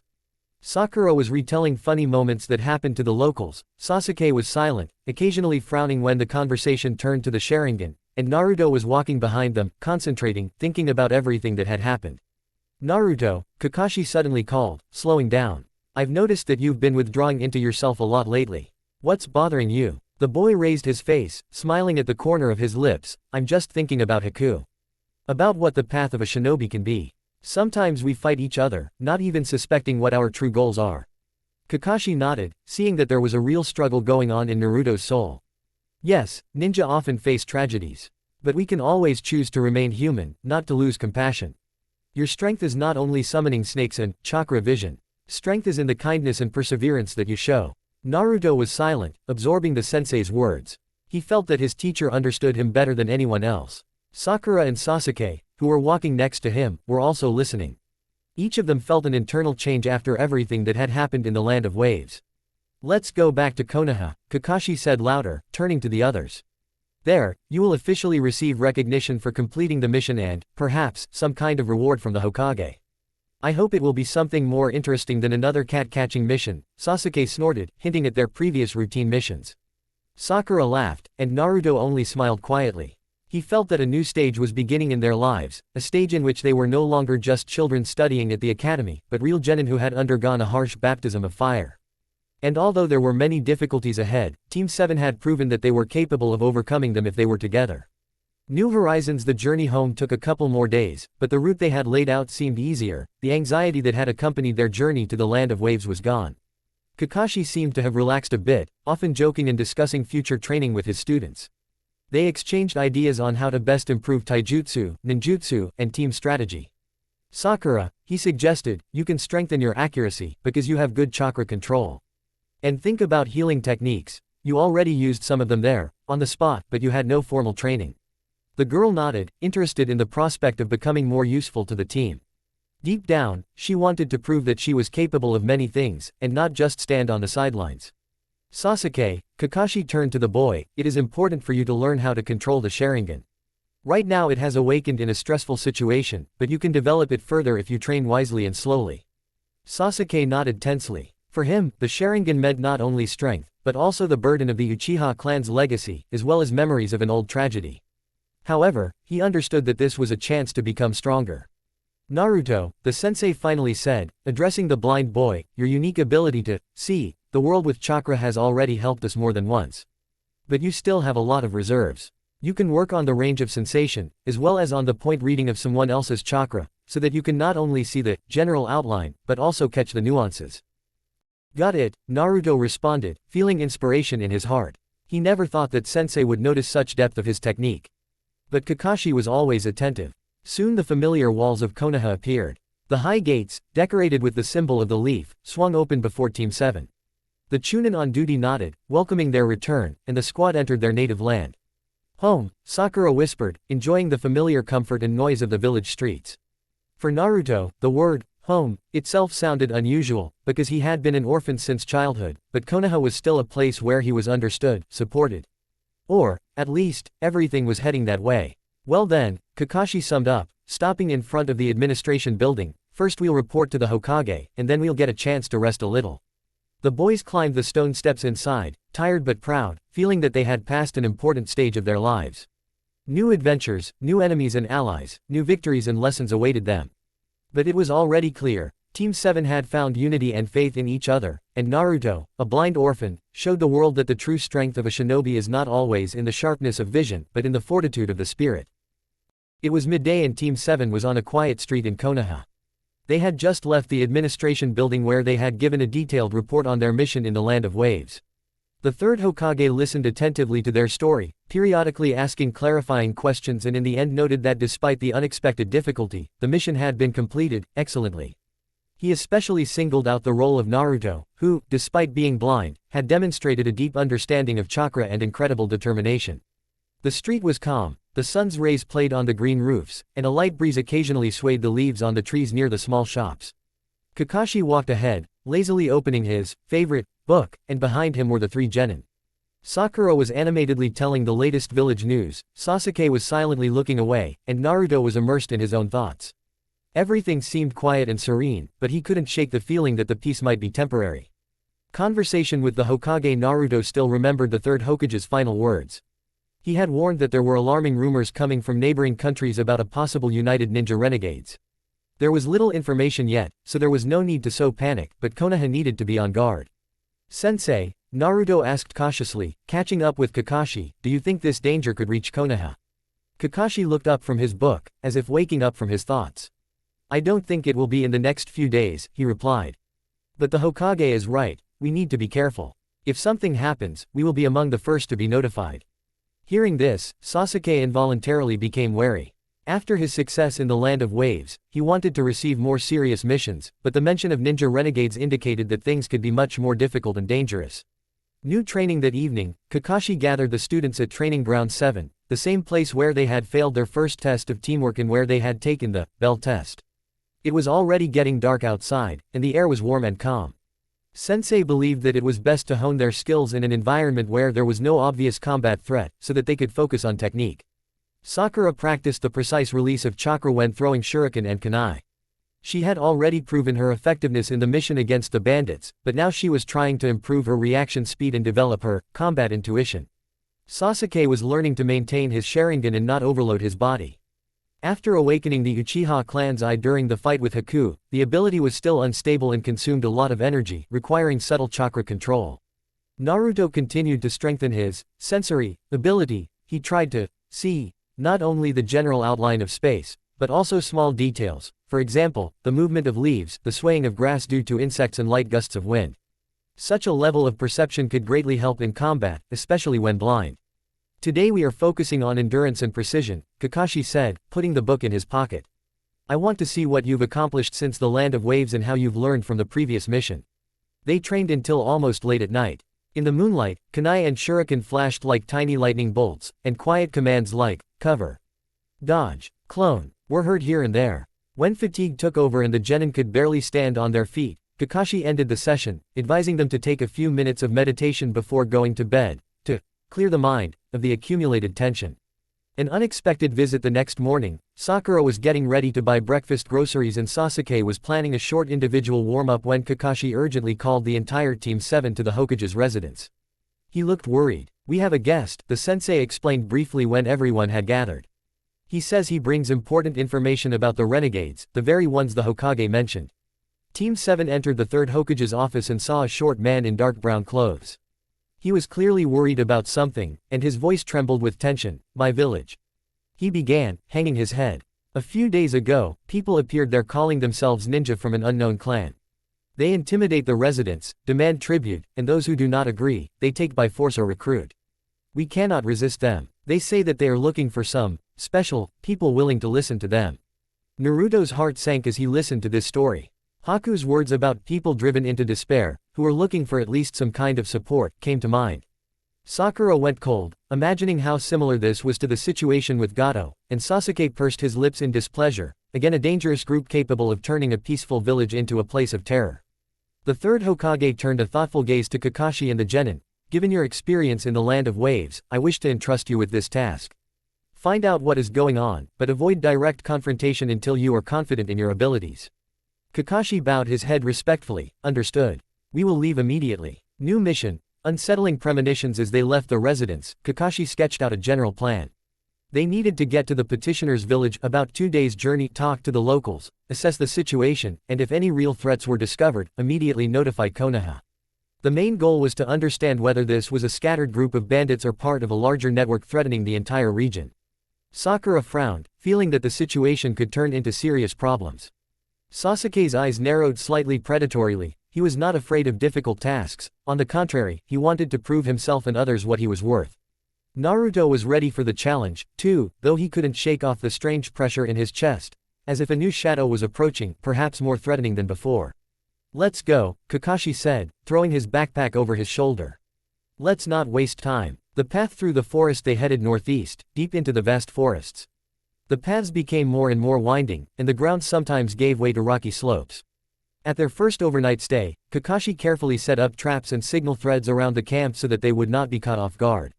"We will not repeat the situation with the mist ninja," he explained, checking the tension of the line. In the morning, they moved on. As they moved forward, the forest seemed more and more wild. There were broken trees, as if from battles, and here and there the remains of fires were visible. When the path narrowed and went through a hole, Naruto stopped for a moment, concentrating on his chakra vision. Sensei. He breathed out, there is something strange ahead. I sense several people, their chakra is unstable. Kakashi gave a signal to disperse and move silently. A few hundred meters away, they saw two men in dark clothing, matching the description of the renegades, who were examining the surrounding trees and making some marks on the bark. Looks like they're marking their territory, Sakura whispered. They might be preparing for something serious. Sasuke reached for his kunai. If we sneak up on them unnoticed, we can capture one for interrogation and maybe track the other one down. After a short thought, Kakashi agreed. Sakura and Sasuke were to distract the target, while Kakashi and Naruto were to attack from behind. Everything went almost according to plan. Sakura threw shurikens, forcing one of the men to turn around at the noise. Sasuke blocked his escape route, and Kakashi suddenly emerged behind the second, pinning him to the ground. Naruto, controlling the area, made sure that there were no reinforcements nearby. Who are you and why did you appear in the forests near Konoha?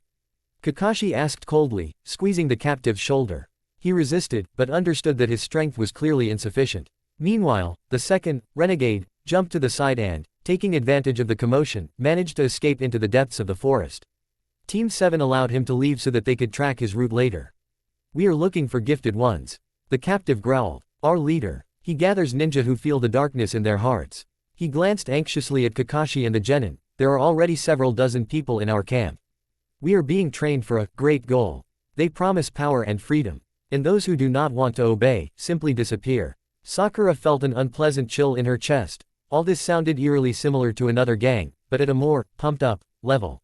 Kakashi glanced at the students and realized that the task could grow into something more than simple reconnaissance.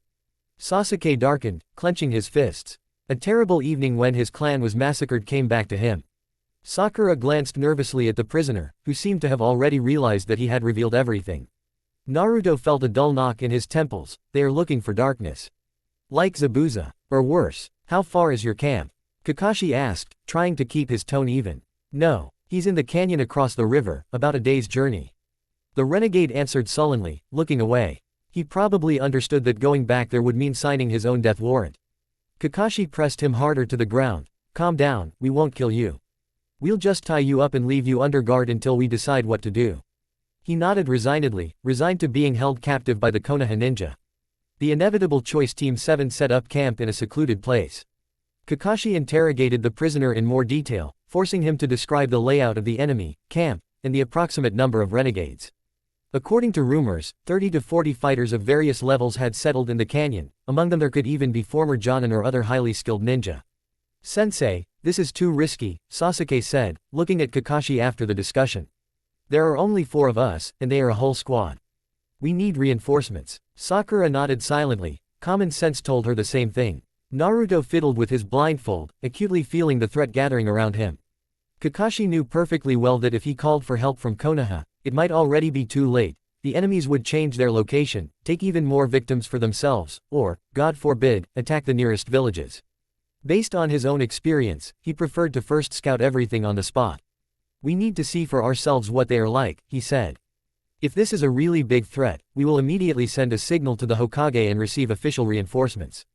But for now, no direct combat, just covert observation. Sasuke lifted his chin slightly, internally agreeing with the danger. Sakura sighed, realizing that they had no other choice. Naruto nodded without voicing any objections. The memory of the Land of Waves made him not hesitate at the chance to save someone's life. Prelude to the finale that night, everyone slept late. They had to discuss how exactly they would approach the canyon, what signals would be sent in case of detection, etc. Tomorrow they were going to go to the place where, according to the prisoner, the renegades were hiding. If all went according to plan, Team 7 would receive the necessary information and return to Konoha for help. But none of them could predict how risky everything would be. The power they were approaching could be more sinister than facing enemies on Zabuza's level. Even Kakashi didn't know what dark techniques the missing nin might practice, believing that, the darkness in the heart, was the source of their power. Naruto felt uneasy, thinking about Haku and his fate. Sasuke felt a tingling in his eyes, as if his Sharingan was warning him of the coming danger. Sakura had not forgotten how many forbidden jutsu destroyed not only the body but also the soul, and there might be those here who had been practicing them for a long time. Thus ended the day, which promised to be the penultimate, calm, moment in their lives. Tomorrow they would step into the enemy canyon, where a new threat would appear, testing their skills and unity. The upcoming clash could decide whether they would save not only the inhabitants of one village, but perhaps protect all of Konoha from a destructive force. How many forbidden jutsu destroy not only the body but also the soul, and here there could be those who have been practicing such things for a long time. Thus ended the day, which promised to be the penultimate, calm, moment in their lives. Tomorrow they would step into the enemy canyon, where a new threat would appear, testing the strength of their skills and unity. The upcoming clash could decide whether they would save not only the inhabitants of one village, but also, perhaps, protect all of Konoha from a destructive force. How many forbidden jutsu destroy not only the body but also the soul, and here there could be those who have been practicing such things for a long time. Thus ended the day, which promised to be the penultimate, calm, moment in their lives. Tomorrow they would step into the enemy canyon, where a new threat would appear, testing the strength of their skills and unity. The upcoming clash could decide whether they would save not only the inhabitants of one village, but also, perhaps, protect all of Konoha from a destructive force. A quiet dawn enveloped the edge of the forest with soft rays when Team 7 was already standing ready. A small river lay ahead, and behind it began a canyon, the very same lair of the renegades, where, according to the captured ninja, the dangerous group was concentrated. Kakashi, Sasuke, Sakura and Naruto understood that this sortie would be much more serious than their usual missions. Approaching the canyon in the evening, having studied the map and the testimony of the prisoner, the team developed a plan: stealthily penetrate a small elevation in the canyon to observe the camp from above. Gather information: how many ninja are actually there, what posts and guards they have, are there any peaceful hostages. Retreat at the slightest threat and send a message to Konoha. Having a little refreshment in the pre-dawn hours, Team 7 set out. Sasuke was the first to dive into the shallow riverbed, checking the bank for traps. Sakura and Naruto walked slightly behind, and Kakashi brought up the rear, constantly looking back and checking the air for sense and chakra movements. Everything is fine, Sasuke whispered, having climbed to the opposite bank. At the other end of the river, the rocky ledges gradually turned into a deep gorge. Gloomy boulders, sharp rocks and cracked logs stuck out here and there, reminding that the foot of ordinary travelers had not set foot here for a long time. In the silence, only the coughing of the wind was heard. The first unpleasant surprises as they went deeper into the canyon, Naruto suddenly stopped, shuddering. "Sensei," he said, frowning under his white headband, "there are very strange chakra fluctuations ahead. There are many of them, but they seem to be scattered." Kakashi thought for a moment, checking his own sensitivity. He, too, sensed something was wrong, but he couldn't pinpoint the source. "Sakura," the sensei said quietly to the girl, "try going around to the right, check for any warding seals or FUNN marks. Sasuke, to the left. Naruto and I will go through the central rise." Having decided to split up like this, they moved on cautiously, like ghosts in the twilight. Sakura, trying not to make any noise, slid between the boulders. She had learned from Haku and Zabuza how important silence was when scouting. Sasuke moved almost silently, using cover to avoid being seen by potential sentries. The paths to the left and right were clear, no seals or traps.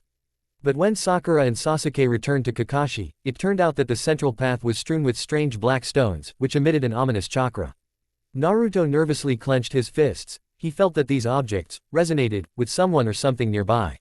"Looks like a trap related to dark chakra," Kakashi muttered, feeling one of the stones with a kunai. "Don't touch them with your hands." As they carefully walked past, trying not to touch the scattered milestones, a view of the main camp opened up. Among the scree in the depths of the gorge, several wooden buildings were visible, similar to barracks or warehouses. People in black clothes with unfamiliar symbols on their protectors were walking near them.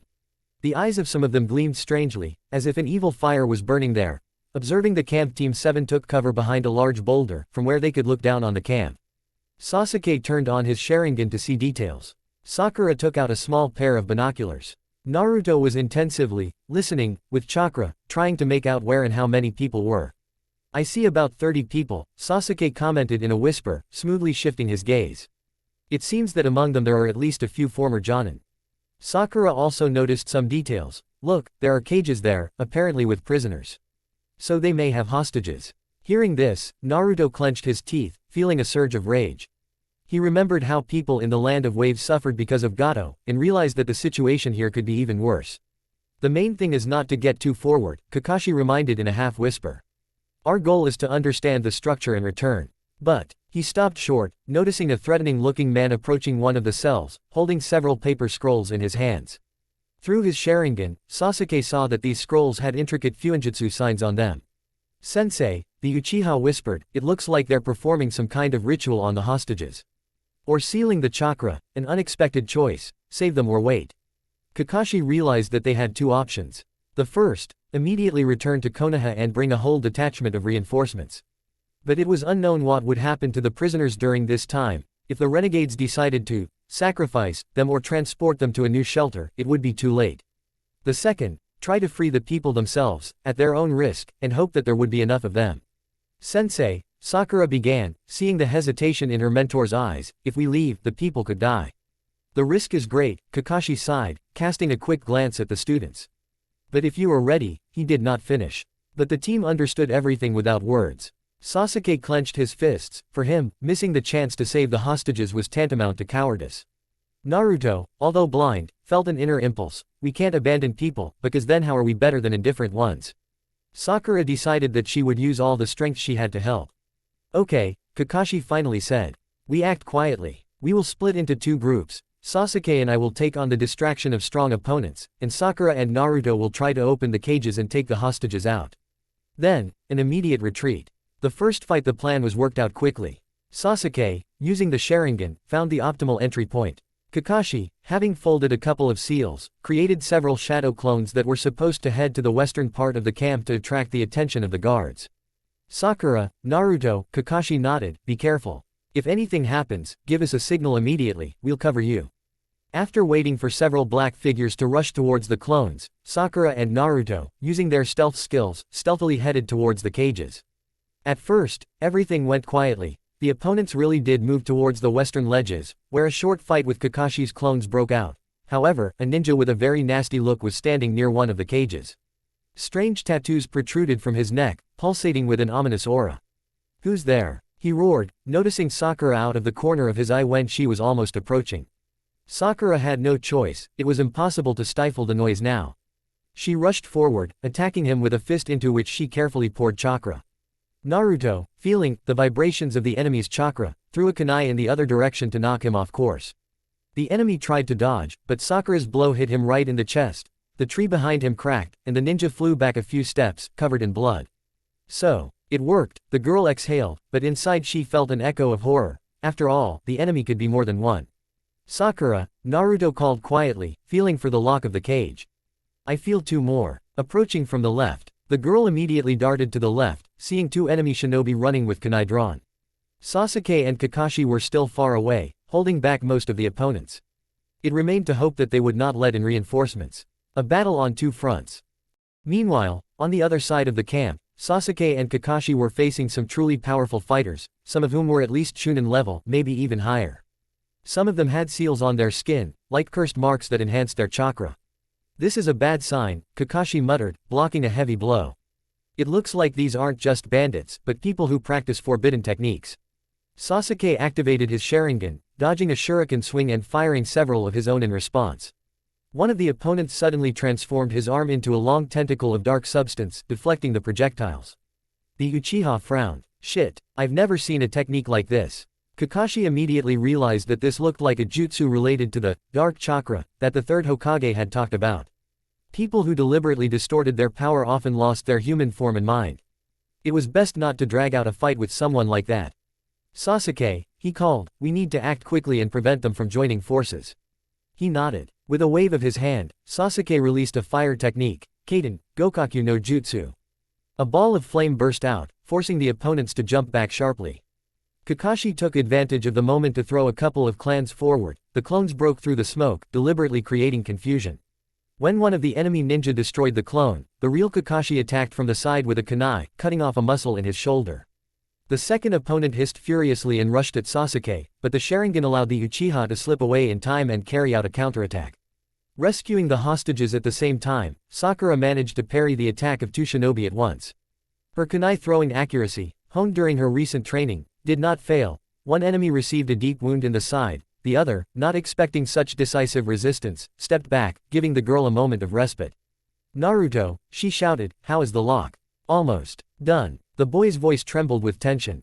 Unfortunately, he could not see with his normal eyes, but he felt the thin puzzles in the mechanism, directing chakra to the tip of the knife with which he opened the bolt. One click, and the rusty lock gave in.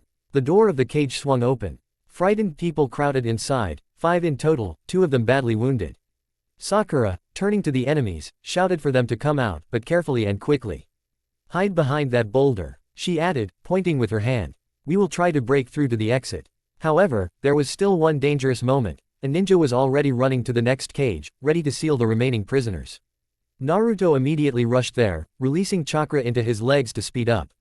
The enemy noticed him at the last moment and threw a dozen senbon. The boy did not see them with his eyes, but felt the trajectory. He did a sharp somersault to the side, letting the sharp needles pass by. Kuchio's no jutsu, he shouted, calling his snake. A black snake crawled out of a cloud of smoke, hissing and rushing straight at the enemy. He jumped back, but lost precious seconds, and Naruto managed to run to the door of the cage. 2 more quick swings of the knife, and the lock was broken.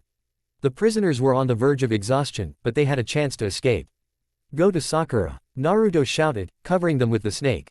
The enemy, seeing that he had lost control over the hostages, roared in rage and made several quick seals. Meanwhile, Naruto felt a clot of cold chakra, as if it was festering from the inside. Watch out, he warned the snake, dodging a surge of dark energy. The snake flew away, hissing, and began to melt. The enemy used something like a spray of summoned creatures. Naruto himself almost got hit, but jumped back in time, suppressing his fear and the desire to hit harder. Meeting with the leader suddenly, above all this rumble, the cries of the wounded and the clang of weapons, a low voice was heard. What is going on here? A tall man in a cloak with a wide collar, from which long black hair stuck out, was slowly walking towards the far entrance to the camp. His eyes glowed with a strange yellow haze, and there were carved symbols on his hands. Naruto realized from his chakra aura that this was probably the leader of the renegades himself.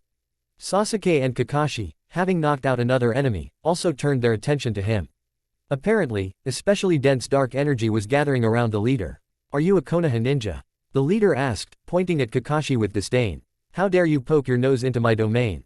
You kidnapped innocents, Kakashi snapped, clutching a kunai. We couldn't stay away. He only grinned evilly, and then quickly made seals. An evil wave of power swept through the camp. It seemed to hit the nerves and cause a terrible cold. Some of the missing nin who were nearby suddenly began to develop even more obvious seals on their skin. They groaned as if in excruciating pain, but their eyes were filled with madness. What the? Sakura muttered, unsure of how to react. Her doctor's instincts told her that these people were being exposed to a terrible effect. My grand goal, the leader said, baring his teeth, is to create a legion that surpasses ordinary shinobi due to dark chakra. If they survive the process, they will become my ideal warriors. The climactic battle. Such a confession meant that the conversation was over. The leader commanded several of the enhanced ninja to attack Team 7, and he himself seemed to be aiming at Kakashi. The teacher and the dark leader were frozen in a deadly confrontation. Sasuke, Kakashi shouted shortly, I'll handle the main thing. You, Sakura, and Naruto take out the prisoners. But Sasuke looked at the leader of the renegades, mesmerized for a moment. The Uchiha's eyes lit up with a thirst to test himself. His Sharingan was burning, his heart was pounding. He realized that he couldn't resist fighting and that this might be the only way to protect his friends. Meanwhile, Sakura was helping the wounded, showing them the way out. She was in a hurry, feeling that there was little time. The enemies could block the road. Naruto covered them, seeing, with his sensory abilities, where the remaining enemies were heading. There were still quite a few of them, but some had been scattered during the chaotic battle. Clash with the enhanced ninja. Suddenly, 4 shinobi infected with dark chakra attacked Sasuke in unison, furiously spinning their weapons. Sasuke blocked one blow, dodged the second, but the third threatened to hit his shoulder. The Sharingan in his eyes spun, allowing him to slow down his perception a little, and he miraculously avoided the fatal attack. Swinging a kunai, the Uchiha left a deep cut on the side of one enemy. Ha! Sasuke felt himself starting to breathe with difficulty. His energy was running out, and his opponents knew no fatigue. Naruto, who had detected this by the fluctuation of his chakra, rushed to help. Relying on his quick reaction, he rushed forward, threw a kunai at the back of one of the enhanced ones. He hit. He flinched, but did not fall. Apparently, the pain only angered him. Then Sasuke attacked from above with the fire technique Gokaku no Jutsu, and together they managed to crush the enemy. The remaining 2 retreated for a moment, growling gutturally. Their eyes filled with a bloody shine. It seemed that they were no longer people, but living puppets of dark chakra. Naruto felt streams of malice from them, which pressed on his psyche. Sasuke, hold on, Naruto shouted, tensely feeling that he was at the limit of his strength. Sasuke nodded, gritting his teeth. He covered Naruto with his back, who saw their chakra, and Naruto helped him navigate, warning him of hidden attacks. Together, they repelled new attacks, although they received a couple of shallow wounds. But another enemy was defeated, and the fourth, seeing that the situation was becoming critical, rushed back into the depths of the camp. Kakashi and the leader fight while Sasuke and Naruto held back the reinforced. Kakashi clashed with the leader in a furious fight. He showed rare and forbidden techniques, enveloping his hands in a dark aura and throwing back the sensei with sharp bursts of strength. However, Kakashi dodged, combining lightning-fast kunai strikes and substitutions. "You have too many dirty tricks," Kakashi exhaled, slightly staggering from the counter blow. The leader only grinned, a yellow gleam in his eyes. "There are enough desperate people in the world who are ready to serve my power. You and your children will not be able to save everyone." Just like Gato wanted to break people, Kakashi muttered, remembering their previous experience. "But you are unlikely to run away. Konoha will not tolerate people like you." Deciding not to delay, Kakashi folded the familiar seals, calling upon the power of lightning, Reikiri. A sphere of bluish-white lightning flashed in the sensei's palm, making the sound of 1,000 birds. Kakashi's face remained hard. He knew that with this technique he risked delivering a fatal blow, but he saw no other way out. The leader of the renegades did not hesitate either, condensing black pulsating energy around his hands. They collided, lightning striking the dark ball, and both staggered as their efforts became roughly comparable. Kakashi felt Reikiri beginning to dissipate, and took a desperate step forward, trying to break through the leader's defense. The dark aura cracked, the leader threw Kakashi away, but in doing so received a severe wound to the side. Blood gushed onto the ground. "No way," he groaned, sinking to his knees. "My work is not finished." "It is finished, indeed," Kakashi responded, pressing his hand to the bleeding wound on his shoulder. "Your plan is doomed." The leader, choking on blood, wanted to say something, but his eyes rolled back, and he collapsed face down into the dust of the canyon. The dark chakra enveloping his body began to dissipate, turning into black smoke. Escape from the canyon. Realizing that their Supreme was defeated, the remaining renegades began to panic and scatter. Some tried to finish off the hostages, but Sakura kept them from getting any closer with kunai and short attacks. Sasuke and Naruto supported her, helping the wounded captives out. Kakashi, breathing heavily, came to them, looking around the bloody arena. Bodies were scattered everywhere, and somewhere else, the groans of those who were not dead, but could not get up, could be heard. "Is everyone alive?" he asked, turning his gaze to his charges. "We only have minor wounds," Sakura reported, trying to bandage a cut on Sasuke's arm. "Naruto is okay. A little bruised." The boy nodded, tiredly removing the sweat-soaked bandage from his forehead over the main one. "The main thing is that the prisoners are free. There were about 10 people among the freed people. Some needed urgent medical attention." Sakura did the simplest bandages, and Kakashi looked around. The group of renegades was practically routed, but in such places, escaping enemies are always possible. "We're leaving," he decided. "We have enough information, plus we saved the hostages. It's time to return to Konoha and call for reinforcements for the final cleanup." Everyone agreed. Sasuke and Naruto helped get the wounded back on their feet, and Team 7 began a hasty retreat. They moved carefully but quickly so that no one would intercept them at the exit of the canyon. Half an hour later, the forest welcomed them back into its embrace, hiding the remains of the camp from view. Return and results. The way back took a little longer, because they had to walk along with the wounded prisoners. However, thanks to Sakura's basic skills, no one died from their wounds. When they reached the borders of Konoha, they already knew about their return. Scouts had signaled the Hokage about the appearance of a group of refugees, and a detachment of ninja healers was waiting at the gates to receive the rescued. "You look good," one of the ninja medics smiled tiredly, looking over Group 7. "But we still need to take care of your wounds." Kakashi and his students went out to the administrative building, where the third Hokage was already waiting for them. He listened with a calm face as they attacked the camp of the renegades, saved the hostages, and defeated the leader who used dark chakra. "Your actions were risky," the Hokage said seriously, putting away the phone. "But you acted in good conscience, saving people. It is honorable, even though it could have ended in tragedy. Now we will send additional forces to secure that canyon and sort out everything that was left there." Kakashi bowed slightly, accepting the remark. "We understood the risk, but we acted for the greater good." The Hokage nodded briefly, then turned his gaze to the 3 teenagers. "You are no longer the green rookies you were at the academy."